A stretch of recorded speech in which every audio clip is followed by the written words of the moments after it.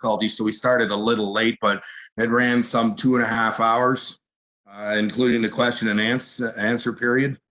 We're going to try and move through the slide presentation a little quicker tonight, so we can get to the question and answer period, and hopefully some people will have a semblance of their Friday night remaining after we get through this. So what you're about to see, my name's Tim Mitchell. I'm the national staff rep for the Ontario Agreement. And what you're going to see is a pension conversion presentation. It's a PowerPoint presentation that contains numerous amounts of slides with some very detailed information. You will hear from John Corley, the president of Brinks Canada, in terms of the state of the business. You're going to hear from Marnie Naimi Hood from CAAT Pension Plan, giving an overview of what the CAAT plan actually is. You'll hear back from the company on a summary of a proposal. You're going to hear from Unifor representatives. You're also going to hear from Ben from Mercer Canada. And then we will move to a question and answer period. So with that, I'm going to invite Scott Bateman to start us off. Well, sorry, I'll comment on this slide here. Sorry. Today's meetings is to share as much information as possible with you, and it's going to be fairly technical. That's what people commented on this morning. You're going to have the ability, this is being recorded, so some people will have the ability to rewatch this, or those that weren't able to get on will have the ability to access as well. There'll also be an opportunity to ask questions down the road after you rewatch it or next week. We'll identify how you can do that later on in the presentation. If anybody gets disconnected for any reason, just log back in as per the original instructions, and it should put you right back into the webinar. So with that, I'm going to turn it over to Scott Bateman, the national staff rep for the Ottawa Agreement, to walk through a bit of the evolution on how we arrived here. Go ahead, Scott. All right, so good afternoon to the folks in Ontario, or good evening to the folks in Ontario, and good afternoon to those joining us from out west. Thanks for taking the time to participate. So with us on the presentation today from Unifor, we have Gavin McGarrigle, who is the Western Regional Director. Tim Mitchell, who you've met, Kitchener Area Director. Tim's responsibility is the Ontario Agreement with the exception of Kingston and Ottawa. We have Corey Vermey, the Director of Pension and Benefits from the Unifor Toronto office. Andrea McBride, the BC Area Director, and myself, Scott Bateman. So I just kind of want to walk you through a little bit of, I guess, a roadmap on or an overview on how we got to where we are today. So you'll, if you reflect back to 2017, you can certainly recall that the DB pension was a huge issue at bargaining, and we were able to maintain the DB pension. I was not part of the bargaining process, but I certainly have been brought up to speed. Part of that collective agreement involved a letter of understanding that agreed that during the term of the agreement, the pension plan would be reviewed upon receipt of the actuarial reports. So then we went to the spring of 2018, and the company started leafleting, putting memos into the workplace, trying to convince the membership and Unifor that the right thing to do was to convert from a DB pension into a DC pension. Again, Unifor resisted, and we maintained our DB pension. The latter part of the summer of 2019, we were contacted by the employer and asked if we would review the CAAT pension plan, the CAAT DB plus pension plan. So we immediately requested the assistance of Corey Vermey to review the CAAT plan to see if it was something that was palatable and if it was a good fit for our members. and did it in fact offer them protection in their retirement years. Corey had a review. He's going to touch more on that part of the process in his presentation. So we had a meeting with the company and kind of got an overview on what this sort of transition would look like, what it would entail. And at that point, we thought it was imperative to schedule a meeting with our leadership from across the country. So in early October, we met in Toronto with members from bargaining committees across the country. At that meeting, we had a presentation from CAAT, Mercer, and the company on the state of the business. After those presentations, we had detailed discussions with the committees about what we would need to do in order to look at entering something like this.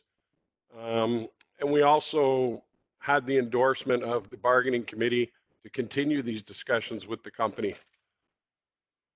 So after this meeting, we met with the company and we gave them our list of concerns and told them that if we were going to continue these discussions, there were some things that needed to be addressed.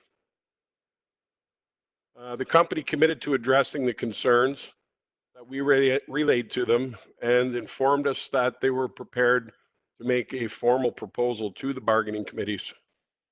On March 9th and 10th, we met in Toronto with members from bargaining committees across the country and had a detailed presentation again from CAAT, Mercer, and the company on the state of the business. Following the presentation, the company made a formal proposal to the bargaining committee, which included some things that we had discussed from our meeting with the bargaining committees. So the proposal was made on March the 9th. We caucused, reviewed the proposal, and we found that there were still some things that we needed to address. So we countered. On March 10th, the company presented us a revised proposal, which addressed most of the issues that we raised. The bargaining committee members and representatives agreed unanimously to recommend this proposal to the bargaining members, or to the members, and consequently signed a memorandum of agreement endorsed by every member from every bargaining committee that was in attendance. So your committee really needs to be recognized for their efforts during this process. There were some difficult decisions to be made, and they held firm to what they thought was best for the membership. Members also need to have some recognition for their patience during this process. I know this has been hanging out for a number of years, and pension is one of the key elements of your collective agreement. So this presentation, as Tim said, is going to offer some detailed information.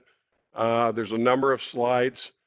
I think it's important when we get to the slides, you need to pay attention specifically to how it affects you personally, and then make your decision based on the information that you obtain from this presentation. Again, this memorandum comes unanimously endorsed by every member of the bargaining committees that attended. With that, I'd just like to say again, thank you for participating, and turn it back to Tim.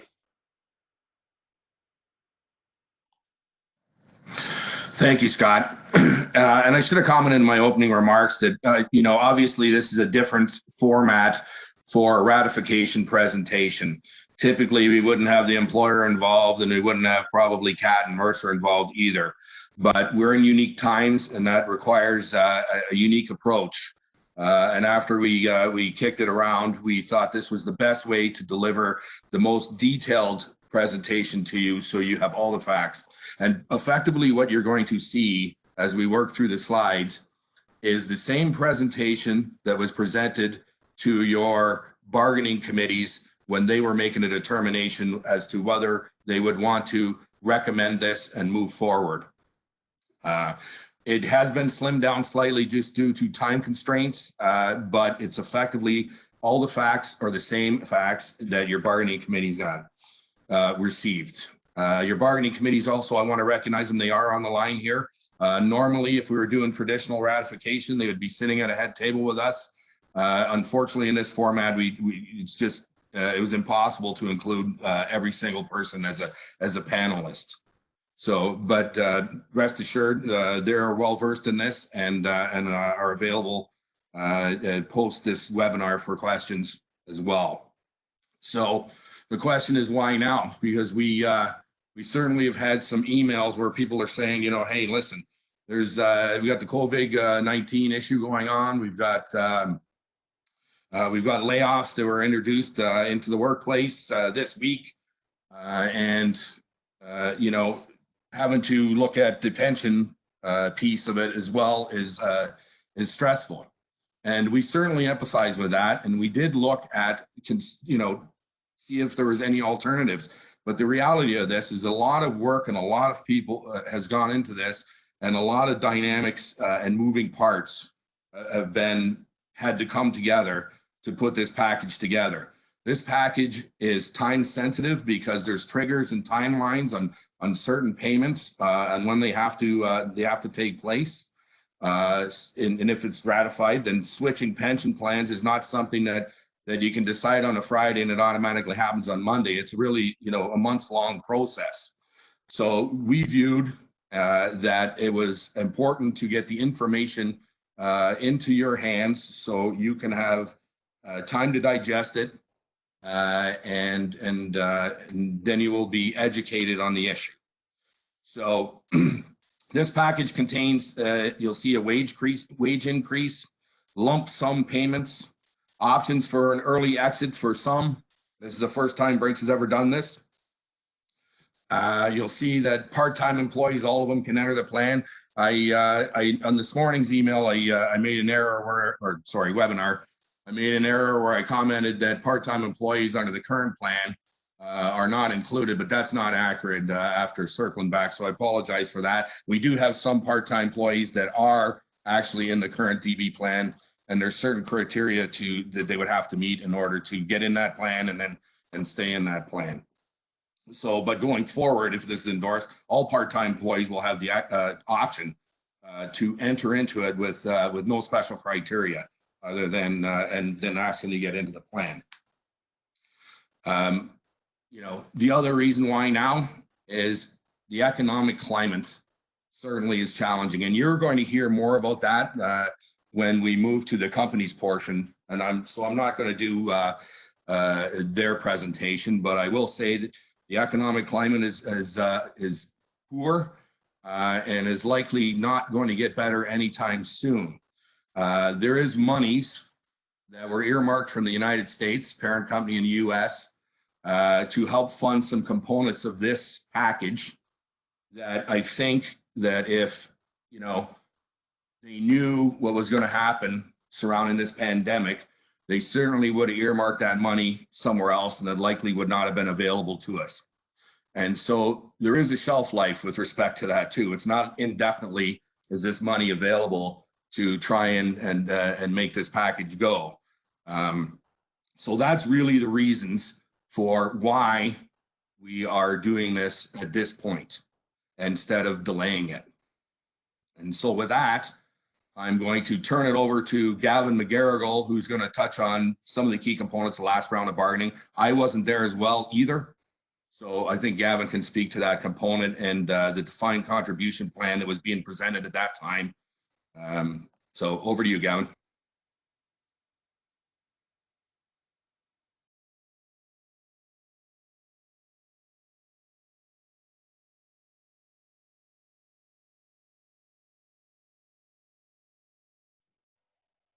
Maybe on mute, Gavin. Do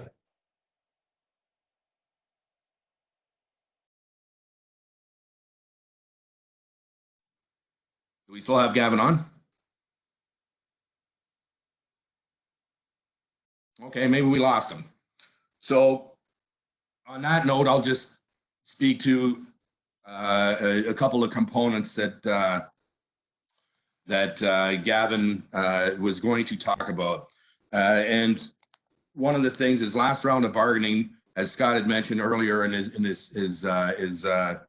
piece, that the employer was pushing for a defined contribution pension plan at that point in time. And there are other locations that have a defined contribution plan. Some do, some don't. And that was what they were pursuing at the 11th hour of bargaining that was ultimately rejected by your bargaining committees at that time, and the employer chose to back off on it.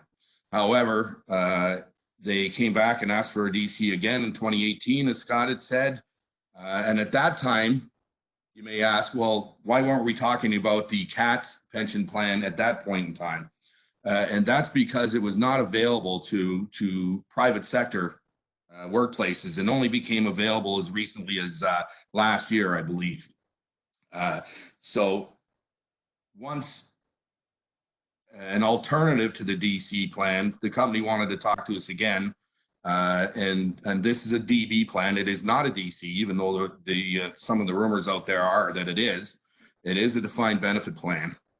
And so that's kind of how we arrived where we are today. And I think I'm going to turn it over to Corey now. And Corey's going to talk about some of our guiding principles and other workplaces that have joined CAAT, other Unifor represented workplaces. Go ahead, Corey. Thanks, Tim. Critically for the national union, Unifor, in terms of there's never a bad time to be working to build retirement security for our members through pension arrangements. Generally, we would do that in collective bargaining because that's when we have one collective decision making on behalf of our members, and we have the employer poised with sanctions and the union poised with sanctions to really force decisions that either side may not be prepared to make apart from collective bargaining. But this was, to say the least, an unusual opportunity to build retirement security in advance of collective bargaining. And in doing that, the critical concepts for our union are twofold. First of all, security, that we are securing for our members, not just at their retirement, but over their lifetime, a pension or retirement benefit.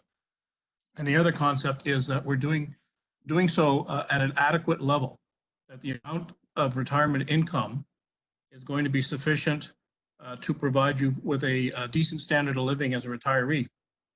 And that would include, in the case of the CAAT plan, considering the amount of overtime that you would be earning prior to your retirement, as well as a factor in determining your retirement income. So the principles are quite straightforward. We as a union would be putting our members' interests first. We would be driven by serving your interests. We're not about allowing others to benefit by their interest in providing you with retirement products. So the question really becomes is if your interests are being put first, you ought to be better off in the arrangement. And we say on that issue that determination that you would be making should be based on the evidence. It should be factual. It's not unlike a pandemic. We would urge you to follow and consider the facts, the evidence, and the experts on the question, and come to you ultimately your own conclusion. Of course, it would also, be the case that you should, as a member, see that there's clear and measurable value in this approach for you. Not only in terms of what the end pension will be for you, moving to CAAT, the transition to CAAT, but also the compensation, the change in and compensation for the change in contribution. You didn't previously contribute to your workplace pension plan, and CAAT would require you to do so. So there's specific features that address that, and you need to see that is in your interest as well. Also, it obviously is our obligation as a union to bring forward to you something that's doable, something that we know can be achieved. It's not simply enough to have hopes and dreams and magical unicorns. We need to know that this is real, it's immediate, and that all parties, responsible, in addition to eventually the regulator, are going to be committed to ensuring the adequacy and security of your pension.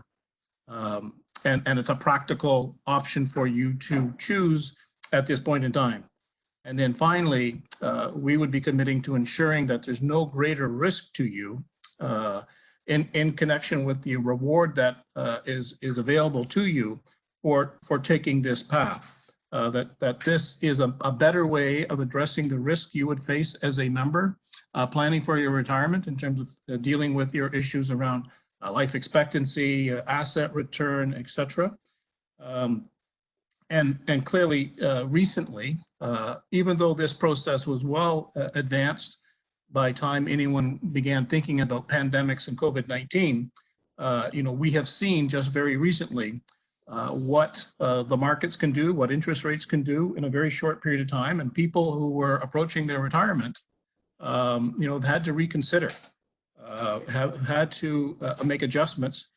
We would see a much larger scale, a much more extensive platform for Unifor members as being more stable in moments like this. If you are, to carry the pandemic expression analogy further, if you were on a ship in the ocean, you would want it to be the largest ship once the waves get choppy and the weather turns for the worst. So we see that this is an option of moving to a more stable vessel, as it were, for your retirement into the future, setting aside, the situation, tragic as it is, of those who were on their retirement cruise of a lifetime when this pandemic struck.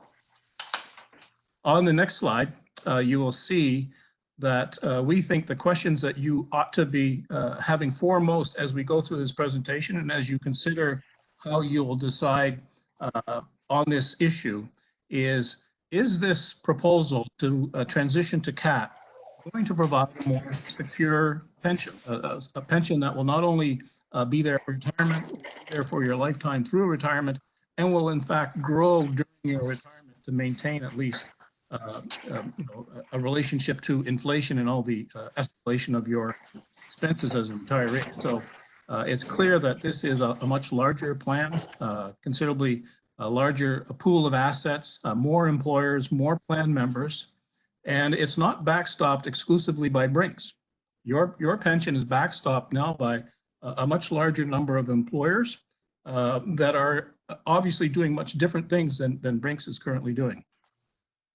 There's also, in terms of the solid evidence in favor of this approach, the only element that's novel over the last year and a half is that CAAT has been the first jointly sponsored pension plan in the public sector, and every province across Canada has these type of plans in the public sector generally for the broader public sector, education, municipalities, healthcare, and they're large.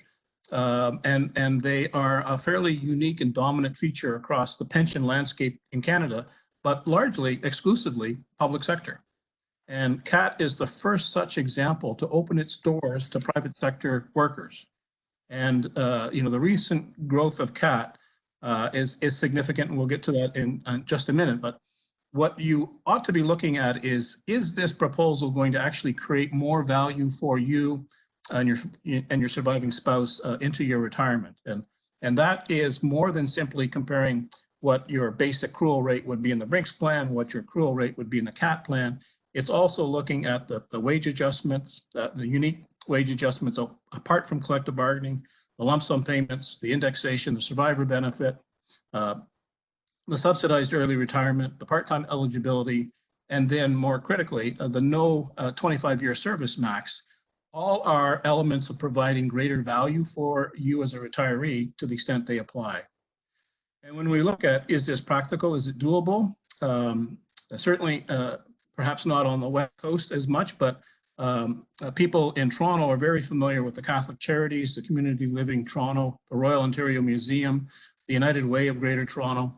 Those are all fairly major employers that were sponsoring defined benefit pension plans, and they have merged with CAAT. Likewise, the University of Saskatchewan recently has merged with CAAT, and the Youth Services Bureau in Ottawa, Social Service Agency in Ottawa, has joined. For Unifor, what drew myself as the pension director into this exercise with CAAT was our print media sector, which is the Toronto Star, the Tor Star Corporation chain, Post Media, the Canadian Press, and the Free Press, the Winnipeg Free Press, and related publications. They have all, within the last 18 months, had similar proposals, and members, Unifor members, as other union members in those workplaces, voted, in the case of Unifor members, probably around 97, 98% in favor of moving to CAAT. An overwhelming endorsement of the CAAT plan from our members in that particular sector. And clearly, there are issues in print media. Very typically, we're not finding newspapers on our front porch or in our mailbox anymore. We're getting our mail electronically, and newspapers probably in a way represent the direction in which cash is going in terms of Canadian society. And finally, is more or less risk as well as reward, is the balance between the amount of risk and reward in your interest. And clearly this is a much more secure benefit as a pension, much larger pension fund in terms of the efficiencies and the cost savings. And there's considerably, obviously, a greater value in terms of the design of this plan. There are, billions backstopping this plan just in reserves. Forget about the funded status of the plan, just the additional reserves to support the plan in bad times, which we're clearly in now, are in the billions. So the last thing I would just urge members to do is, if you have a moment, go online, Google CAAT, and have a look at the website and the program that CAAT has there for members in terms of engagement and communication, the tools that Marnie will be discussing, and consider that in view of your experience, dealing with a pension plan, and ask, is this a better approach for you moving forward? So thank you for your consideration.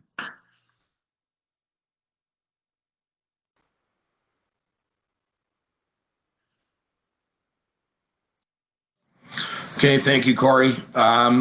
It seems like we have Gavin McGarrigle back now, our Western Regional Director, and he'd like to make a few comments. So I'll turn it over to Gavin. Thanks, Tim. I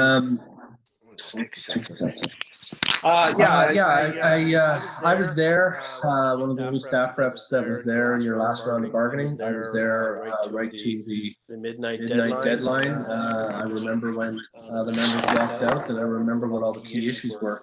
I'd just like to again emphasize that what we're putting in front of you now is in no way what the company had on the table for us in that round of bargaining. What they were proposing and what we have here is much different. And as the staff have explained, we moved through the process set out in the collective agreement in full consultation with the elected leadership in all of the areas. And until we saw something that was useful to us. Sorry, I seem to have.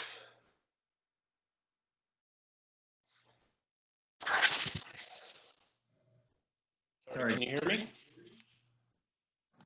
Yeah, we can hear you. We just can't see you. Okay. Yeah. So sorry about that, technical difficulties.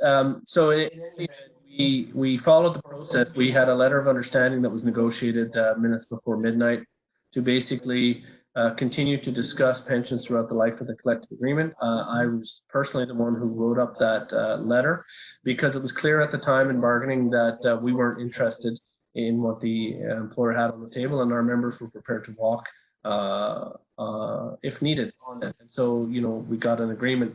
But as I said, they have been working through this process with the leadership, making sure that the company took this seriously the way we wanted to get this proposal to a point where we thought that we could move forward. And I think Scott did a great job of summarizing that. And as you can see, We have Tim involved and our director of pension and benefits. So we believe it is our obligation, once we got into this realm, and so did all of the representatives who signed off on the memorandum that we reached, that it is our obligation, now that we have negotiated to a point where we feel it is important to put it in front of the members, to make sure that they get an opportunity to, through this process, given the circumstances we're in, get as much facts as we can get, give people all of the tools that they need to follow up on that, try to answer as many questions as we can, and then make sure that the vote is conducted in a way that gives as many people as possible a chance to vote on it. And of course, as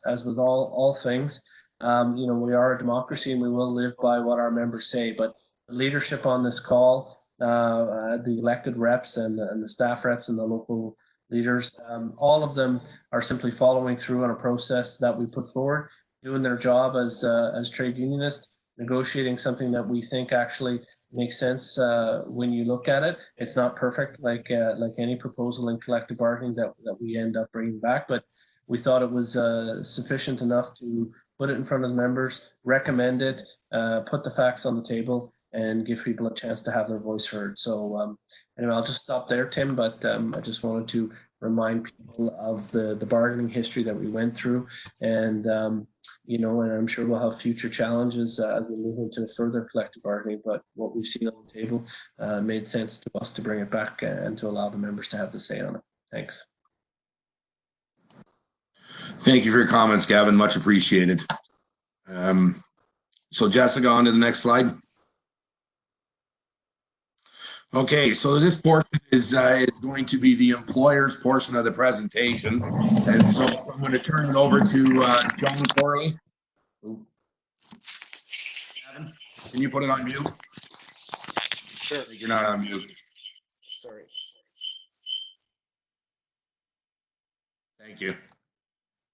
So I'm going to turn over to John Corley, the president of Brinks Canada, to walk through the company's portion of the presentation. John, go ahead. Thanks, Tim, and thanks, Unifor, for the invitation to join today. Hi, everybody. Hi, team. Listen, before I jump into the presentation, I think it's appropriate and important for me just to start with a couple opening comments. First, I just want to start with a sincere, heartfelt thank you. As we all know, these are extraordinary and unprecedented times. And I do hope that right now, all of you and your loved ones are safe and healthy. Our clients are still depending upon us day in and day out.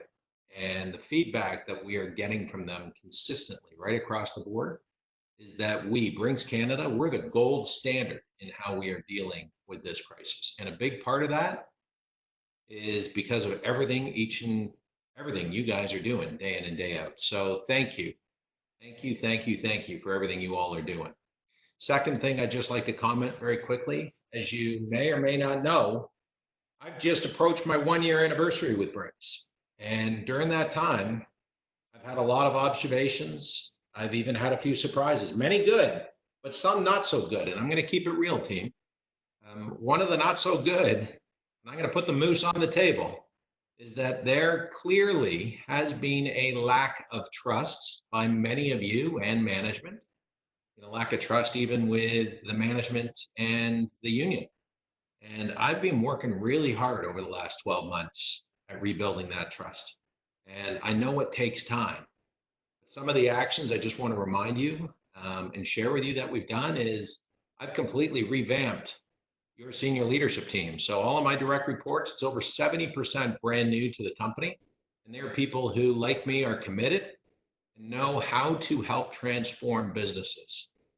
A big part of that lack of trust was also, it was very evident, there was very little, if any, communication. So I've been very focused at rebuilding communications. I've been putting out quarterly webcasts, emails, using the Brinks TV, the Brinks Proud app.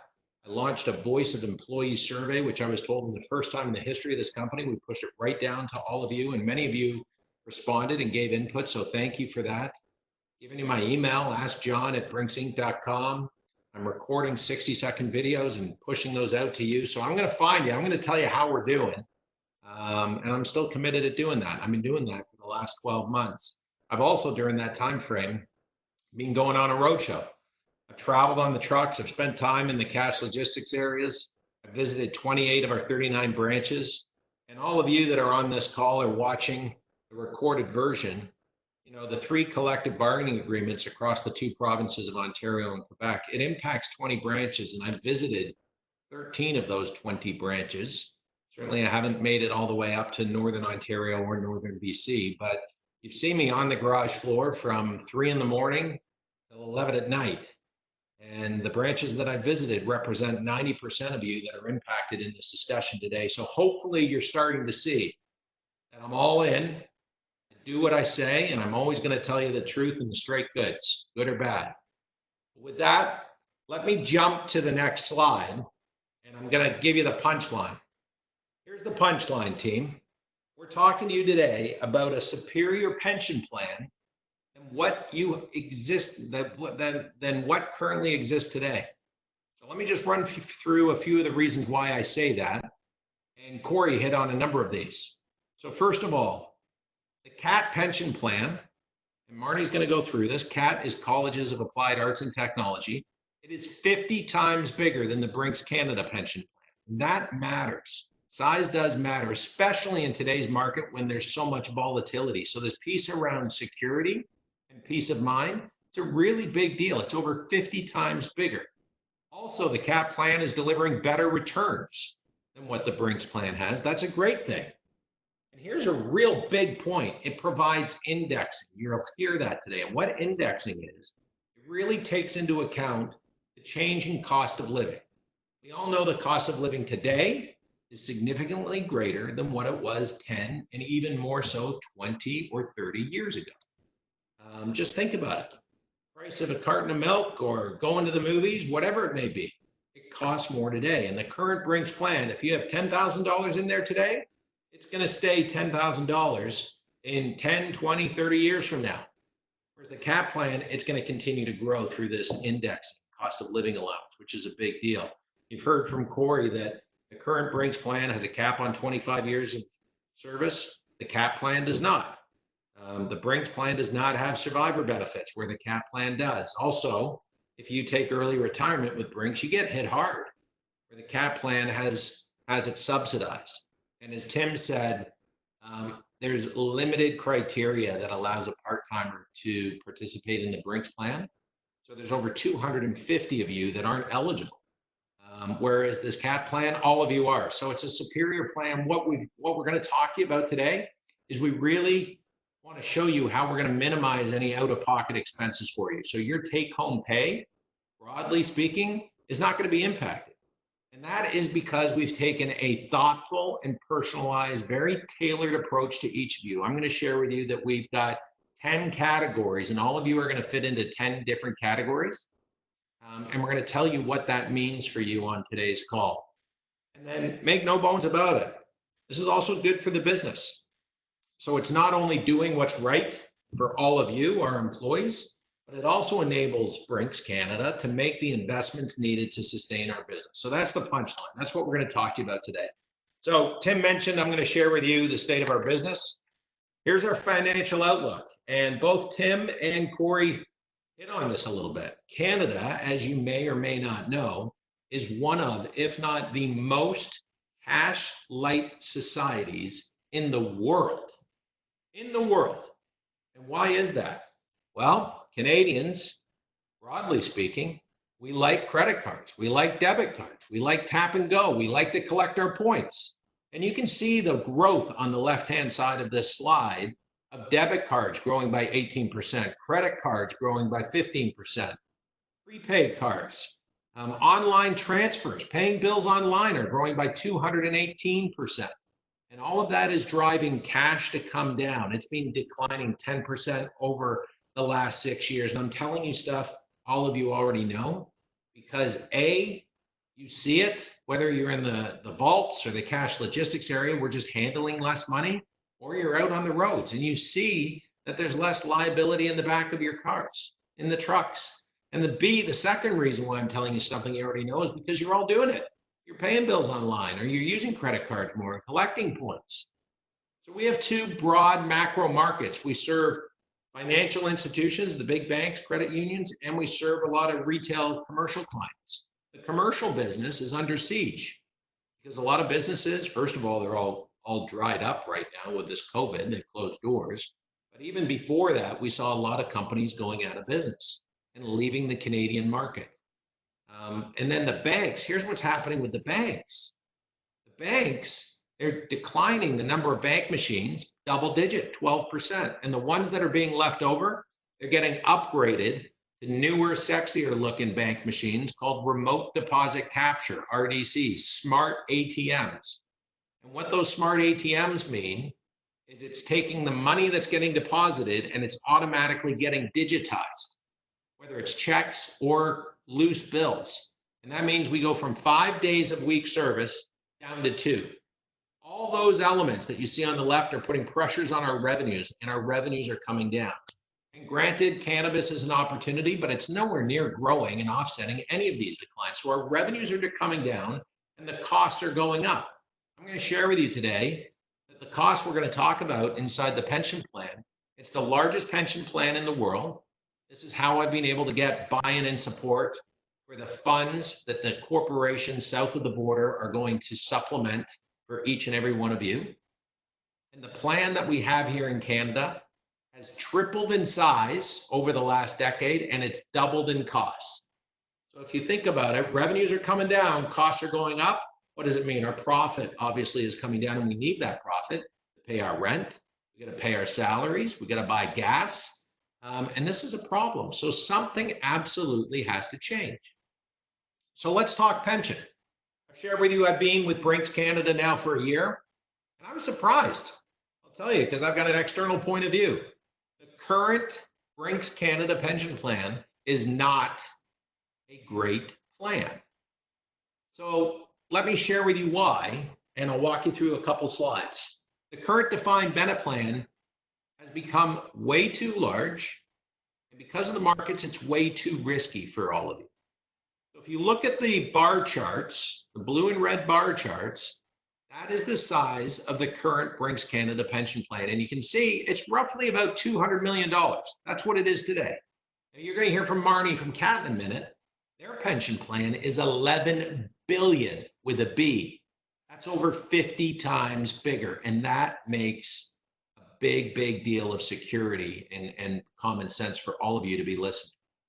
The green line on here, it shows our revenues, and our revenues over the last handful of years are going down, and it's because those market factors that I was showing you. And then obviously with what's going on with the markets and the volatility, the amount of those blue bars in terms of what's funded, the red is starting to grow.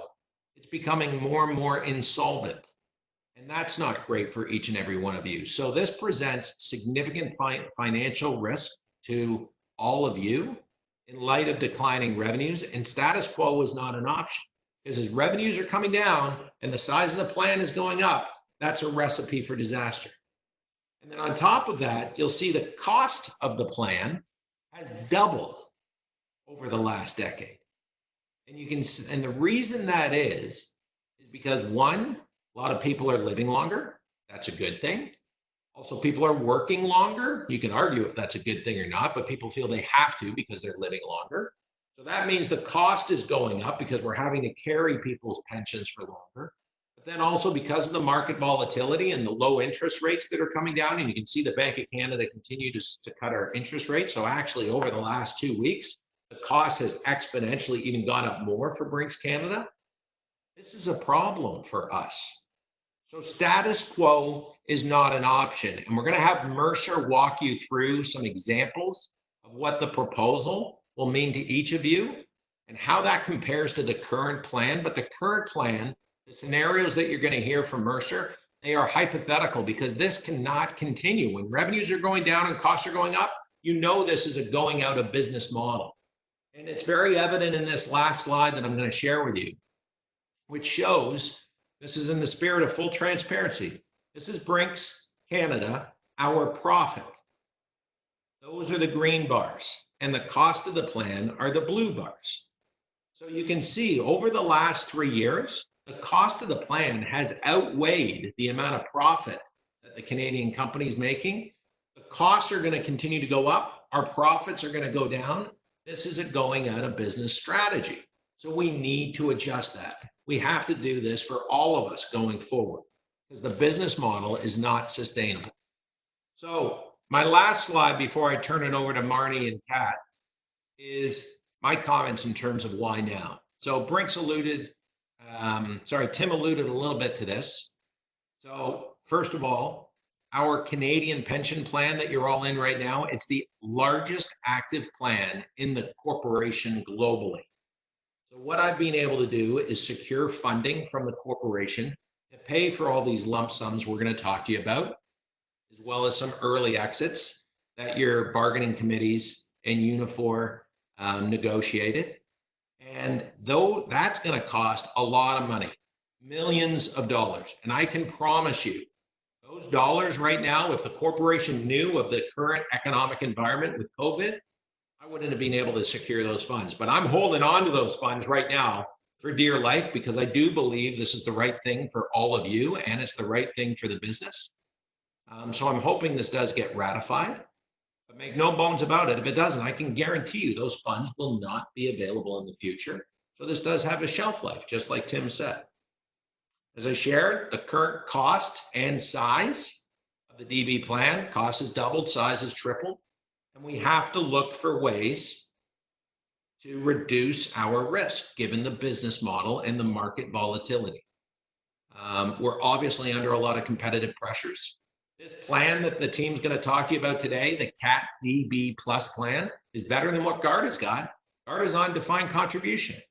And this plan is much better for what Gavin shared than any DC plan that you would ever see.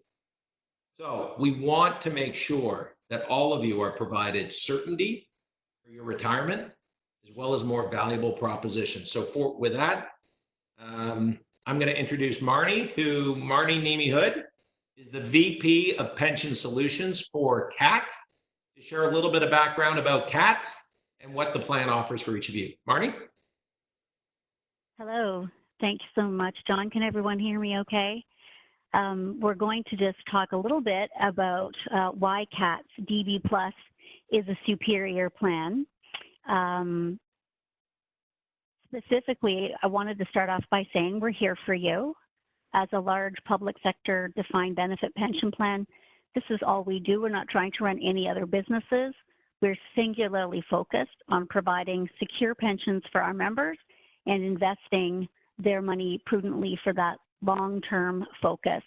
As Corey mentioned earlier, we've worked with Unifor and their media sector to protect their members' pensions. They've been able to park their pensions under our big public sector umbrella to handle the kind of market volatility that we've seen.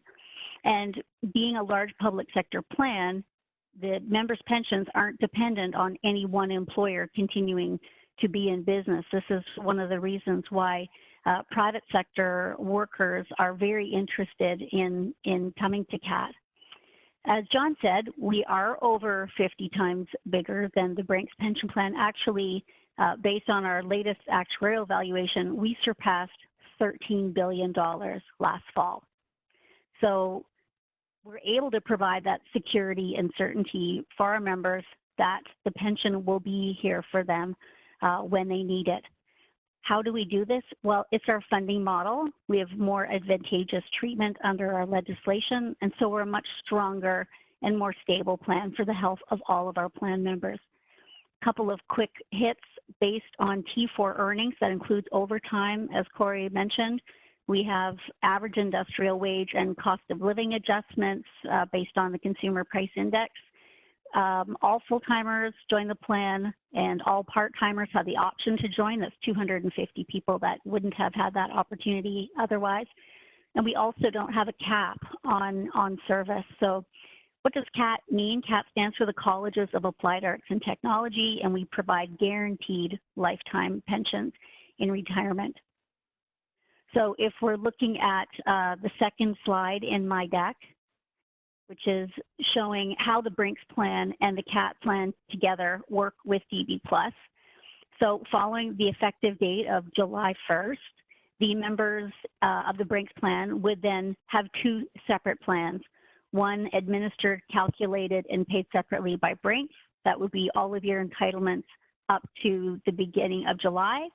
And then a new DB Plus pension that would be effective after July 1st. And so when you go to retire, your pension will essentially be, your retirement income will be from these two sources of pension monies. So the next slide. Okay, so this is where we're showing all of us in this together. This is the beauty of a big, gorgeous, delicious, defined benefit public sector pension plan. What's the secret sauce with these kinds of plans? They're jointly sponsored. I'm sure everyone on the call knows that joint means half employees, half management, half union, half employer. So our plans are built on that structure. They're built on a 50-50 cost sharing approach, so shared contributions. Independent, it's independent of both your employer and the government. We are a profit from members' trust. So that means as a trust fund, every cent that goes into the plan has to be used for the benefit of the plan members. So we're not getting commissions or bonuses or incentives. We're members of the plan too. And so we take the monies that come in as contributions and we invest it for the long term in order to pay the secure benefits out to our members in retirement. The next slide, please. Apologies, I'm calling in remotely. So this slide shows how we have, based on our last valuation from last year, these were our numbers as of January 1st, 2019. As I mentioned earlier, we do have our new numbers, which have come out since this slide deck was prepared. So as of the beginning of 2020, our numbers were considerably better. As I mentioned, we had reached over $13 billion. Our 2019 net return was 15.5%. Net means after we've paid for administration expenses and investment management fees. Our 10-year average net return, in fact, was 10%, so it came up a bit from last year. And if you look at the last 10 years, CAAT is ranked #1 among all peer pension plan leaders out of 39. And that means those plans are all over $1 billion in size. So we had the best returns. So the next slide shows the growing number of employers and members. So this was as of the end of December, 76 employers, 65,000 members. So growth has been a big part of our plan for the last little while. We have brought in about 15,000 members last year, and we've got members in all provinces across the country except for Prince Edward Island. So that's on my to-do list for this year. Slide number 6. So what are the benefits of a defined benefit pension plan? As you know, you already have a defined benefit plan. That means you don't need to think about the day-to-day stock market. You know that when you retire, you're going to get a pension that is defined in the plan text. And that's what DB Plus is. It provides you a pension in retirement that's based on a formula. Our plan is called a Career Average Earnings Plan, and we've won awards for this plan design. I'm going to talk a little bit now on the next slide about the key features of DB Plus.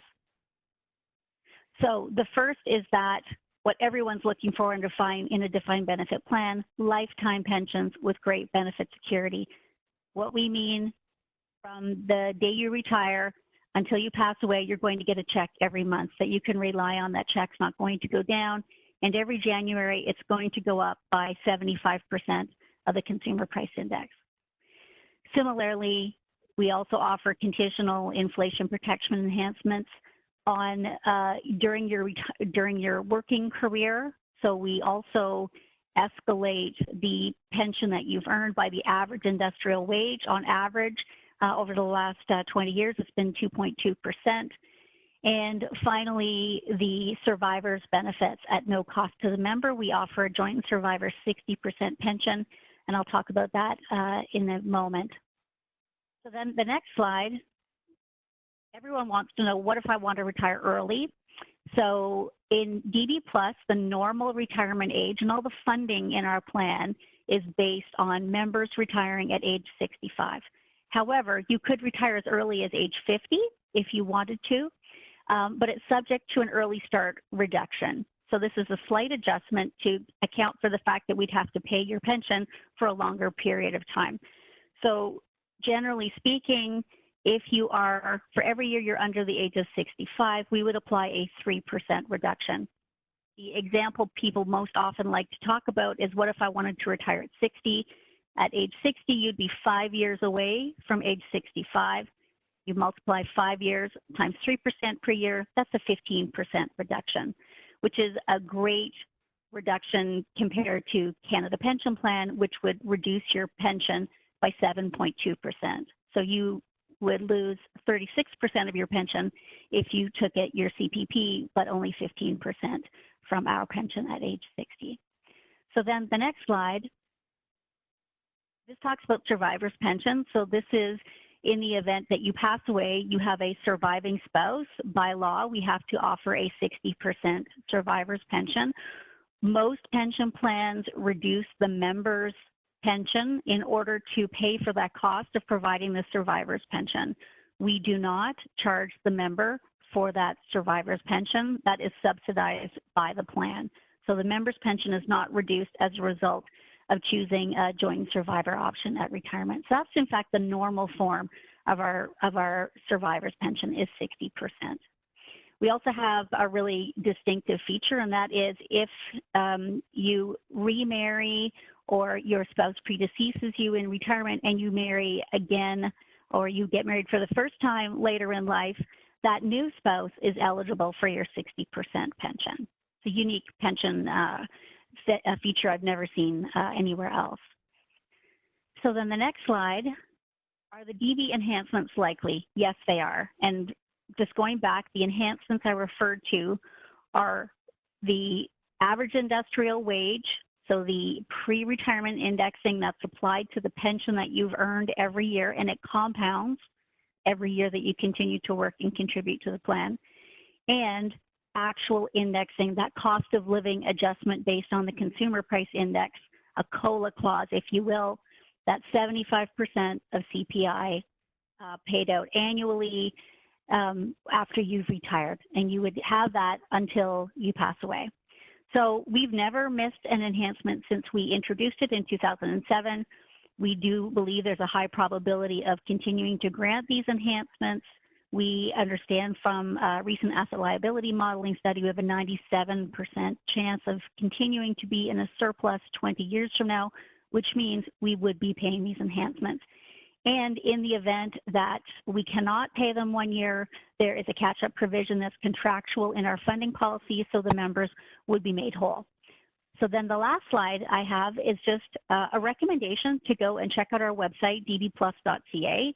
We've got great estimator tools on there. They're pre-populated with a 5% matching contribution. So all you have to do is enter your birthday and your T4 earnings, and it automatically would calculate for you what your starting pension would be.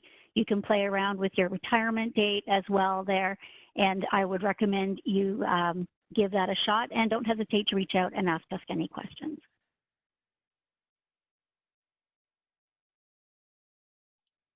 Okay, perfect. Thank you, Marnie. I'm going to flip it back over to John now because he's going to walk through an agreement summary, and I'll just leave it there, and it'll be fairly self-explanatory as he walks through it. So go ahead, John. Okay, thank you, Tim. So as Tim and Unifor mentioned, there's a memorandum of agreement that I know they want to share with you at the end, but let me give you the highlights of our proposal on what we came to the bargaining committee and Unifor with. And there's 5 things. So I'll walk through each one of these 5. I have 2 slides that I'm going to walk you through that summarizes all of this. And then Mercer is going to come in and show some illustrations on what this means for each and every one of you. So the first thing is timeline. Joining CAAT for future service. So this is about your future service pension plan, July 1st of this year, 2020. Self-explanatory. Second point, it is an employer matching contributions. So you contribute 5% and Brinks Canada matches that 5%. Question was asked earlier, well, can an employee choose to contribute less than that 5%? And the answer is no. It's a 5 and 5 match. And that's per CAAT guidelines. Point number 3 is around your wages. So you all have regular scheduled wage increases for Ottawa. It's June 24th. For the remaining part of Ontario and BC, it's August 27th. So those stay as scheduled, no change. However, on top of that, and by the way, those regular scheduled wages are roughly about 3%. That's what they're roughly targeted to. So on top of that, after those already regular scheduled wages are increased, there will be an additional wage increase for all of you, all employees, of an additional 2% effective August 27th. So in essence, the regular wage increase of 3 plus the additional 2 gives you 5. The goal here of point number 3 was to really try and minimize any out-of-pocket expenses, so really no change to your take-home pay. However, there's more. So on top of that, the bargaining committee and Unifor pushed really hard, and we agreed. We said, all right, well, some of those wage increases, and that 2% is August 27th. However, July 1st is the timeline that you move to CAAT. So that's July and August. So 4A speaks to 2/12. There's 12 months in the year. We're saying for 2 months, July and August, we're going to cover the 5% in totality. So that's going to be treated as a lump sum payment to all of the plan members. And then on top of that, also for all the plan members, there will be an additional 8% lump sum payment. And you can view that, if you will, because you're already getting 2% in terms of point number 3 on the slide, an additional wage increase. We're going to say there's an additional 8% as a one-time lump sum payment that you will get in June. Think of that as covering the next 2.5 years on top of that, if you don't want to factor in the regular scheduled wages. So what that in essence means is your take-home pay is going to actually be more than not going ahead with this. So all current plan members gets 4A and 4B. But then on top of that, there's going to be a few of you, selective groups. I mentioned at the beginning of the call, we put 10 categories, and I'm going to show those 10 categories in a minute. But there's a few select plan members that are going to get an additional lump sum payment on top of that 8 as well. And the reason that is because we really wanted to do the modeling based upon the employee's starting position for pension. And we said that starting position is age 65. So saying the obvious, we all know we're different ages, we have different tenures.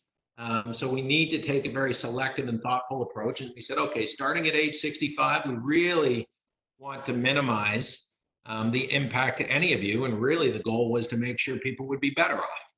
So I'll walk you through on my second slide in a moment here, a little bit more detail around the lump sums. And then the last point, number 5 here, and I believe I've been told, but I believe this is unprecedented, the first time ever, but the bargaining committees and Unifor pushed really hard for this, is the introduction of an early out option. And the criteria around this, we said, had to be individuals had to have 25 years credited service as of December 31st of 2019, you would be eligible. And then we would give an additional lump sum payment of 1 year based upon 20,080 hours times your base wage rate as of April 26th of this year. And we had to put a cap on it. We said it would be based upon 20% of the 3 respective CBAs, and it's based upon seniority. And we would target most likely the exits towards probably the May timeframe. And there may be the odd time that we need to ask people from business continuity to stick around for an extra few weeks or few months. But that's certainly what we would be targeting. So that's the first time that the company, I've been told, has ever agreed to this. So pleased to share that news with you. So let me elaborate a little bit more about the lump sums. and then I'm going to ask Mercer to share some illustrations, because I do believe a picture, as they say, is worth 1,000 words. So I mentioned this earlier. We took a thoughtful, personalized approach for each and every one of you. You can see in this middle column, it sums at the bottom here, Unifor membership number to 809. So currently, there are 809 of you that are currently active in this plan. Now, on top of that, as we said a couple times earlier in the call, there are part-timers, because they haven't qualified per the criteria to be enrolled in the benefit of being in the pension plan. And there's roughly about 250 of you. So in this new proposal, CAAT, migrating to CAAT, all 250, because all part-timers are allowed to play in the plan. So for you part-timers that aren't in the plan today, you get the benefit of going into this plan. This should be a no-brainer for you. But the remaining 809 of you, what we've done here is take a personalized approach based upon 10 categories. And we did that, again, because we wanted to draw a comparison to your respective starting pension at age 65. So we used two dimensions. The first one is age, and we used age as of July 1st, 2020. We had to pick a moment in time. That's how we drew the line. And the other dimension we used was your tenure, your credited service, and the date was December 31st, 2019. So all of you fall into one of these 10 categories. So the important part for you as you're listening to this webcast is figure out which category you fall into. And I'll just roll through each one of these 10 categories.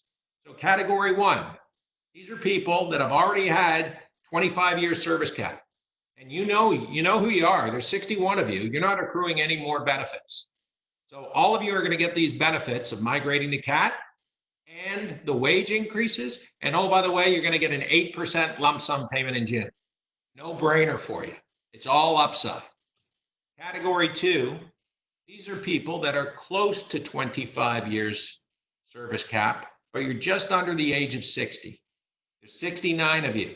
So again, you're pretty close to that 25 cap. This is all upside with the benefits of a more superior plan, and you too are going to get an 8% lump sum.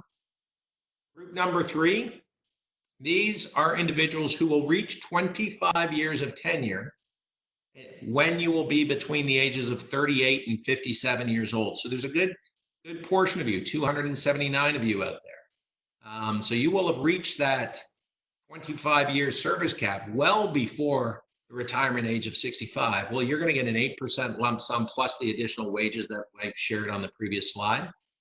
And those in group 4, very similar to group 3, you're going to reach 25 years of tenure when you are between the ages of 53 and 62. There's 119 of you, and you will get an 8% lump sum payment as well. Then you get into groups 5, 6, 7. This is a little bit trickier because groups 5, 6, 7, you can see there's not a lot of you out there. There's 11 in category 5. There's 33 of you in category 6 and 47 of you in category 7. You're much less tenured with service and younger in age. But the benefit for you folks is you get a much more significant lump sum payment. Huge lump sum payment in your jeans right now. And I'll share about the options you have about how to direct those funds for all of you.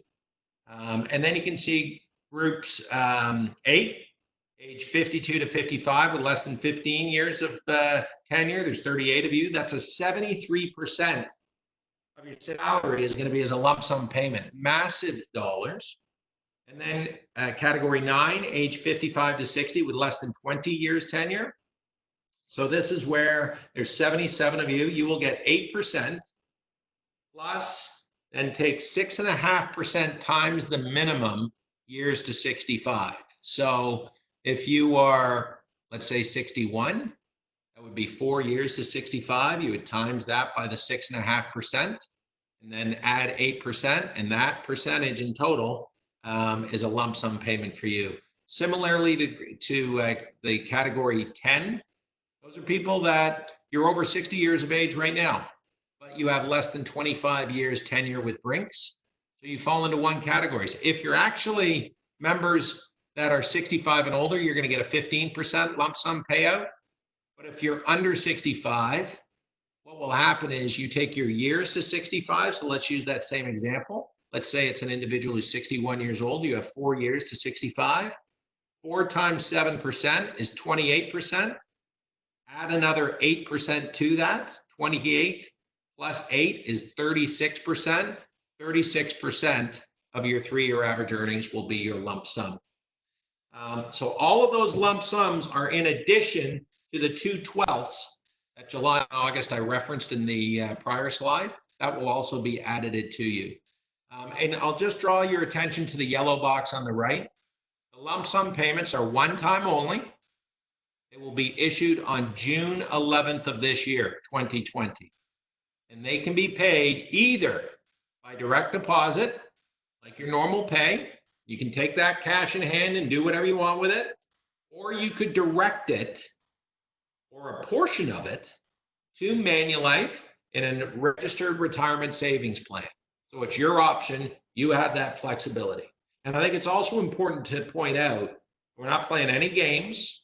Following the payment of the lump sums, if you choose not to stay employed with Brinks for whatever reason, and I hope that's not the case because I'm paying it forward, I feel we're doing what's right for all of you, no clawback.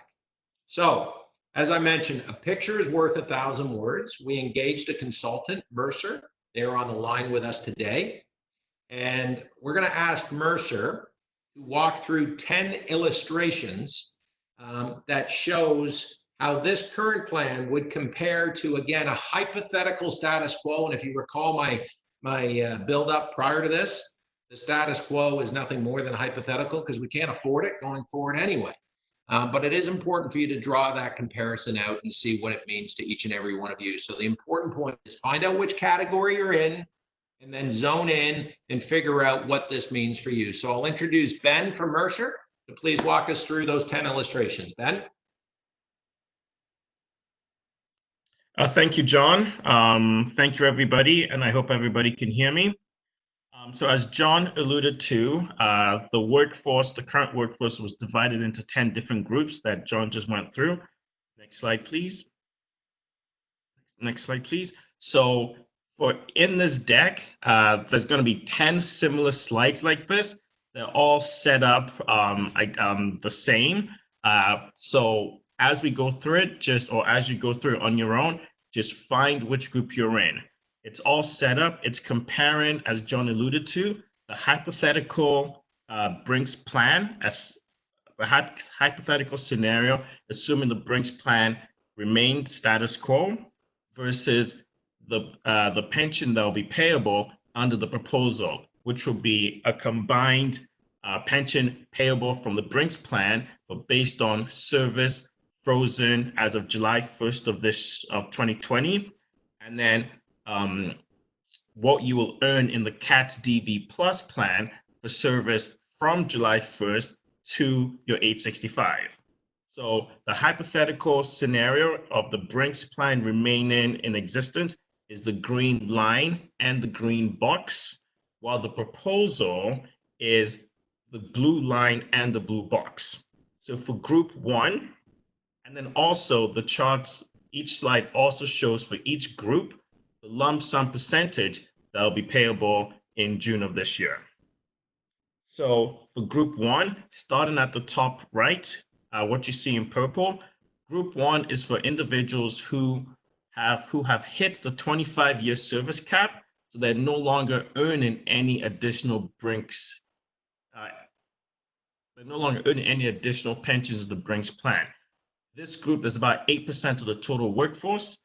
This illustration is based on a member who's currently age 57, 25 years of service.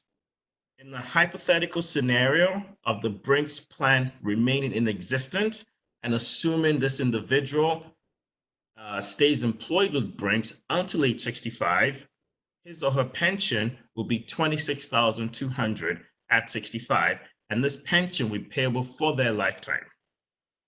Under the proposed plan, this individual, if they remain employed with Brinks until age 65, they would get a total pension of $31,800, comprised of $2,600 from the Brinks plan, because they've capped out on their service, plus an additional pension of $5,600 from the CAAT DB Plus plan. As Marnie alluded to in a couple of slides earlier, the CAAT plan is indexed each year. That means each January, there's a cost of living adjustment added to it, such that by the time, when this individual is age 90, under the hypothetical plan, the green line, their pension would still be $26,200, what they got at 65. Under the proposed plan, the CAAT portion of their pension would have been indexed, and by the time they're 90, they would be getting a total pension of $34,200, which was the original pension they were getting at 65, plus the cumulative cost of living adjustment that they'll be getting each January to offset the impacts of inflation. And in this example, there'll be an additional pension of $22,400. Now, when this individual passes away, their spouse would get a pension continuing to her or him of 60% of what this individual was receiving. In addition, this individual will be getting a lump sum of 8%. Right. Next slide, please.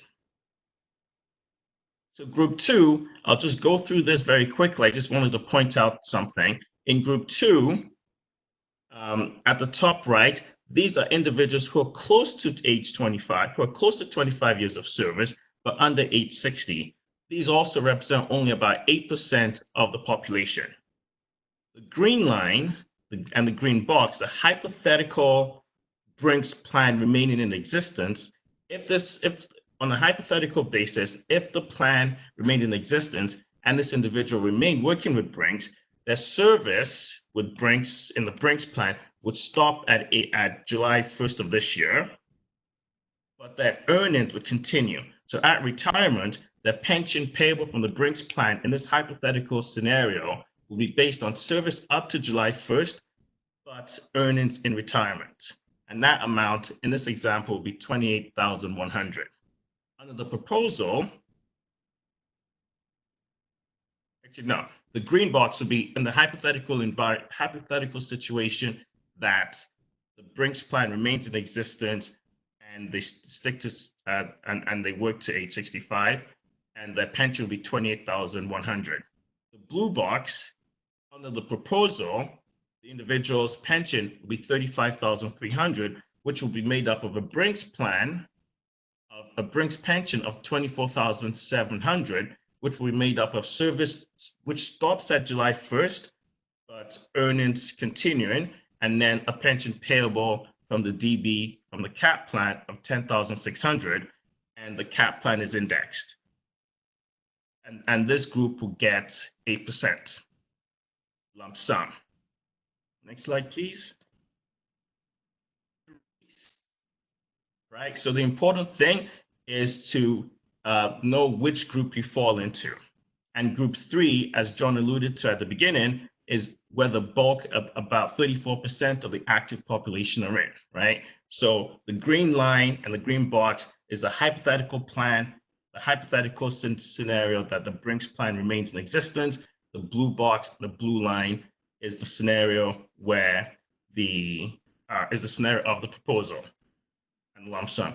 Next slide, please.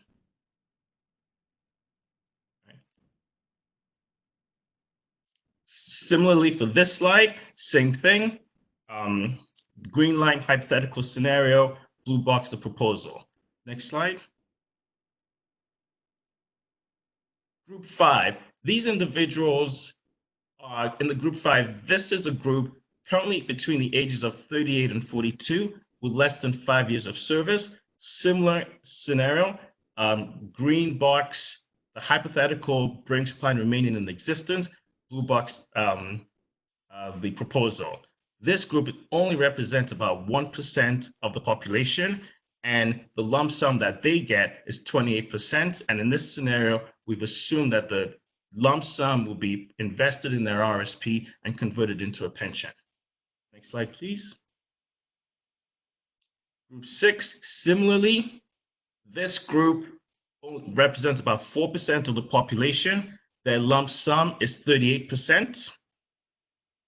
And we've also assumed that the lump sum is put into their RSP and converted into a pension.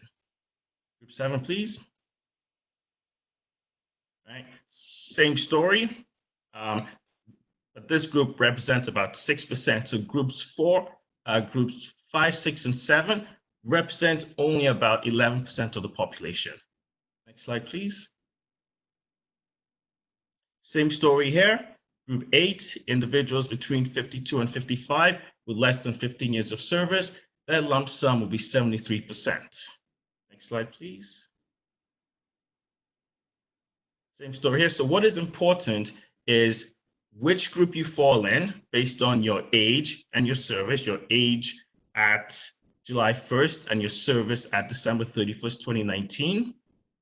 Green line represents the hypothetical Brinks plan, a hypothetical scenario that the Brinks plan remains as is, while the blue box represents the proposal and the pension payable as if the individual remains employed with Brinks until 65, and the pension that will be payable at age 90. Next slide, please.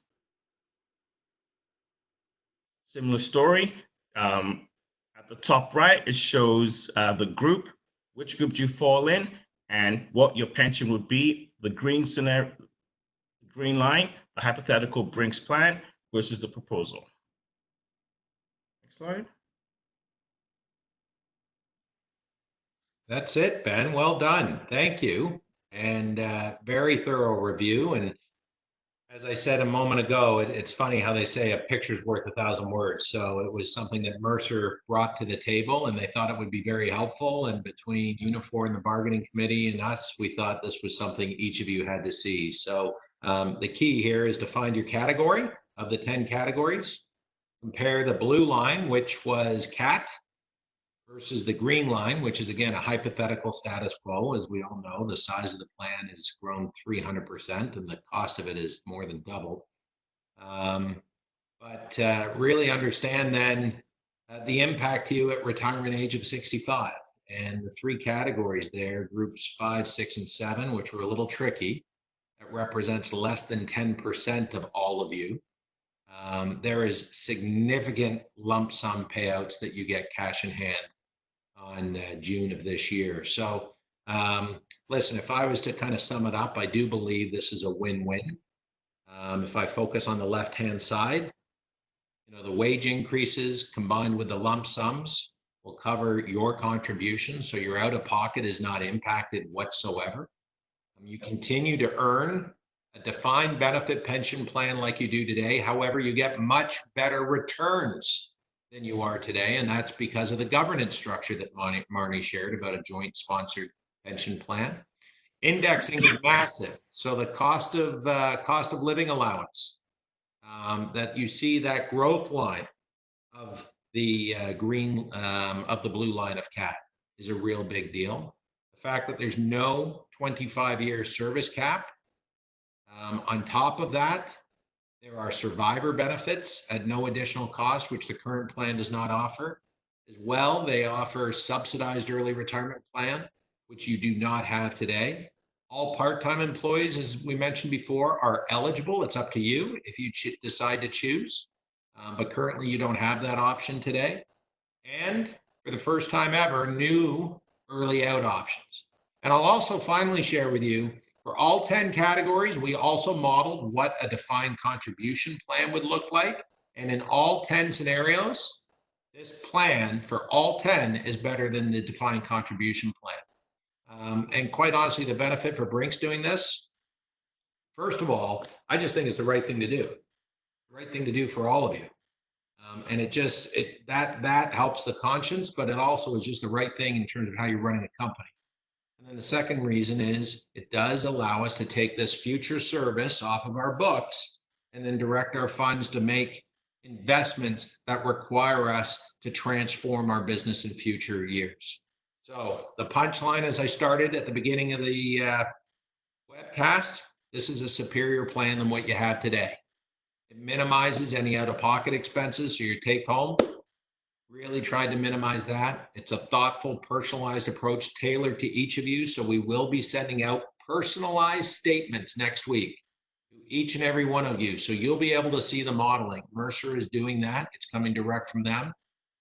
And then what this does, as I mentioned, it's good business for us, because it does enable us to make the investments going forward. But as Tim and Unifor mentioned at the onset, there's a lot of work that has to happen. You can't, to quote Tim, make a decision on Friday and make this happen on a Monday. So if this does get ratified and you choose to take advantage of this opportunity, we have to enable Manulife to do registered retirement savings plans for each of you. So in order to do that, it takes a whole month. We have to provide each of you with a statement of what the lump sum would be for you individually. And then that has to give you time to register online for Manulife enrollment. And then you have to choose. Are you going to take that lump sum either as cash in hand, or are you going to direct some or all of it to a registered retirement savings plan? So you do that decision making through the month of May. And then the lump sums are paid or transferred to the RSP, whatever you choose, on June 11th of this year. And then officially on July 1st, this is for your go forward service going forward. So Unifor, thank you again for this opportunity. Back over to you. Thank you, John. So Jessica, next steps for members. Can we see the next slide? So this is the memorandum of agreement that was signed between the parties back on March the 10th.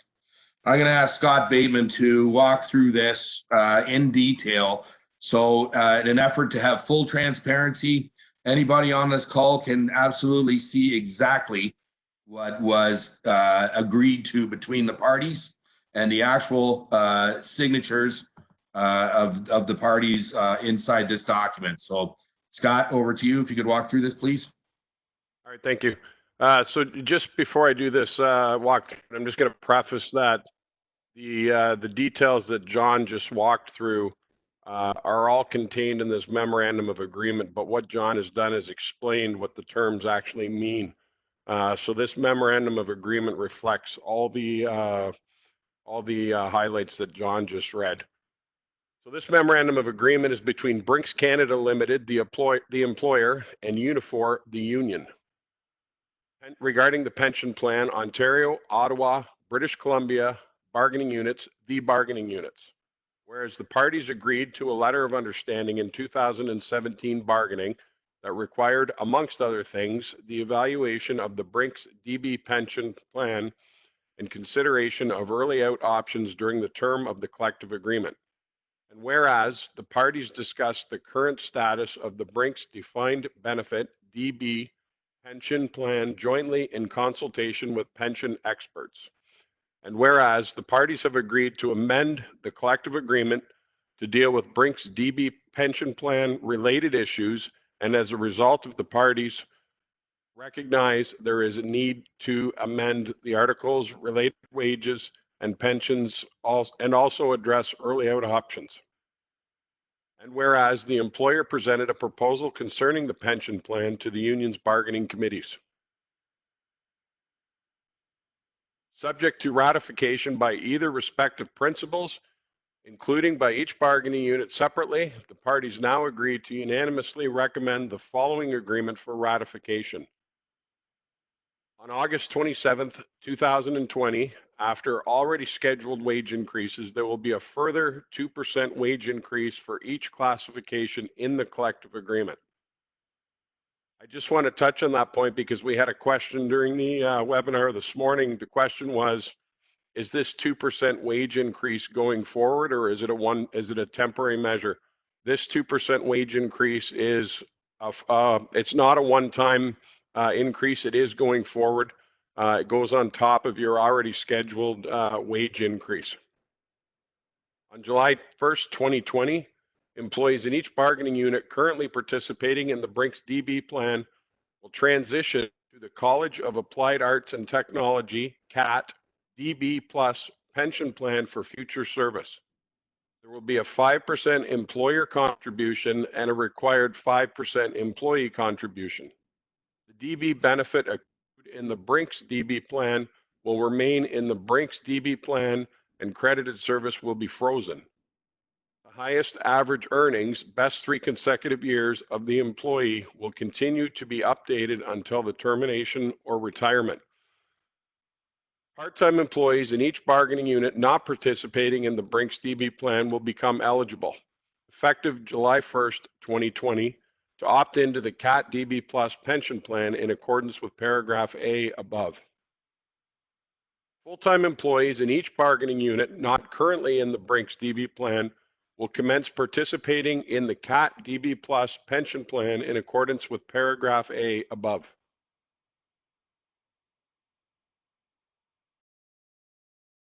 On June 11th, 2020, one-time lump sum transition payments will be made as follows. All active plan members, 8% of average earnings. All active plan members, 2/12 of 5% of average earnings, and, in addition to the above, certain active plan members receive further payments based on age and pension service as follows. Age 38 to 42 and service of 0 to 4 years, 20% of average earnings. Age 43 to 47 and service of 0 to 9 years, 30% of average earnings. Age 48 to 51 and service of 0 to 14 years, 40% of average earnings. Age 52 to 54 and service of 0 to 14 years, 65% of average earnings. Age 55 to 59 and service of 0 to 19 years, 6.5% of average earnings times minimum years to 65, years to 25 years of service. Age 60 to 64 and service of 0 to 24 years, 7% of average earnings times minimum years to 65, years to 25 years of service. Age 65 plus and service of 0 to 24 years, 7% of average earnings. Summary of the combined lump sum transition payments from A, B, and C above is outlined in Appendix A attached. For part-time employees, average earnings will be prorated based on the ratio annual hours worked during the 3 years ending December 31st, 2019 over 2,080 hours.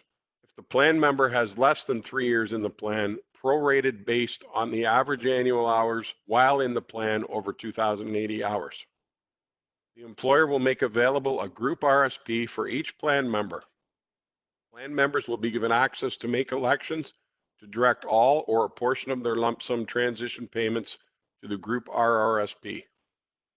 Subject to the criteria below, active full-time pension plan members with 25 years of pension credited service at December 31st, 2019, voluntary exit eligible employees may elect in writing to voluntarily exit and will be paid a lump sum equal to 2,080 hours times their base wage rate at the election deadline of April 26, 2020. Maximum number of voluntary exits is 20% of voluntary exit eligible employees by collective agreement rounded up to the nearest whole.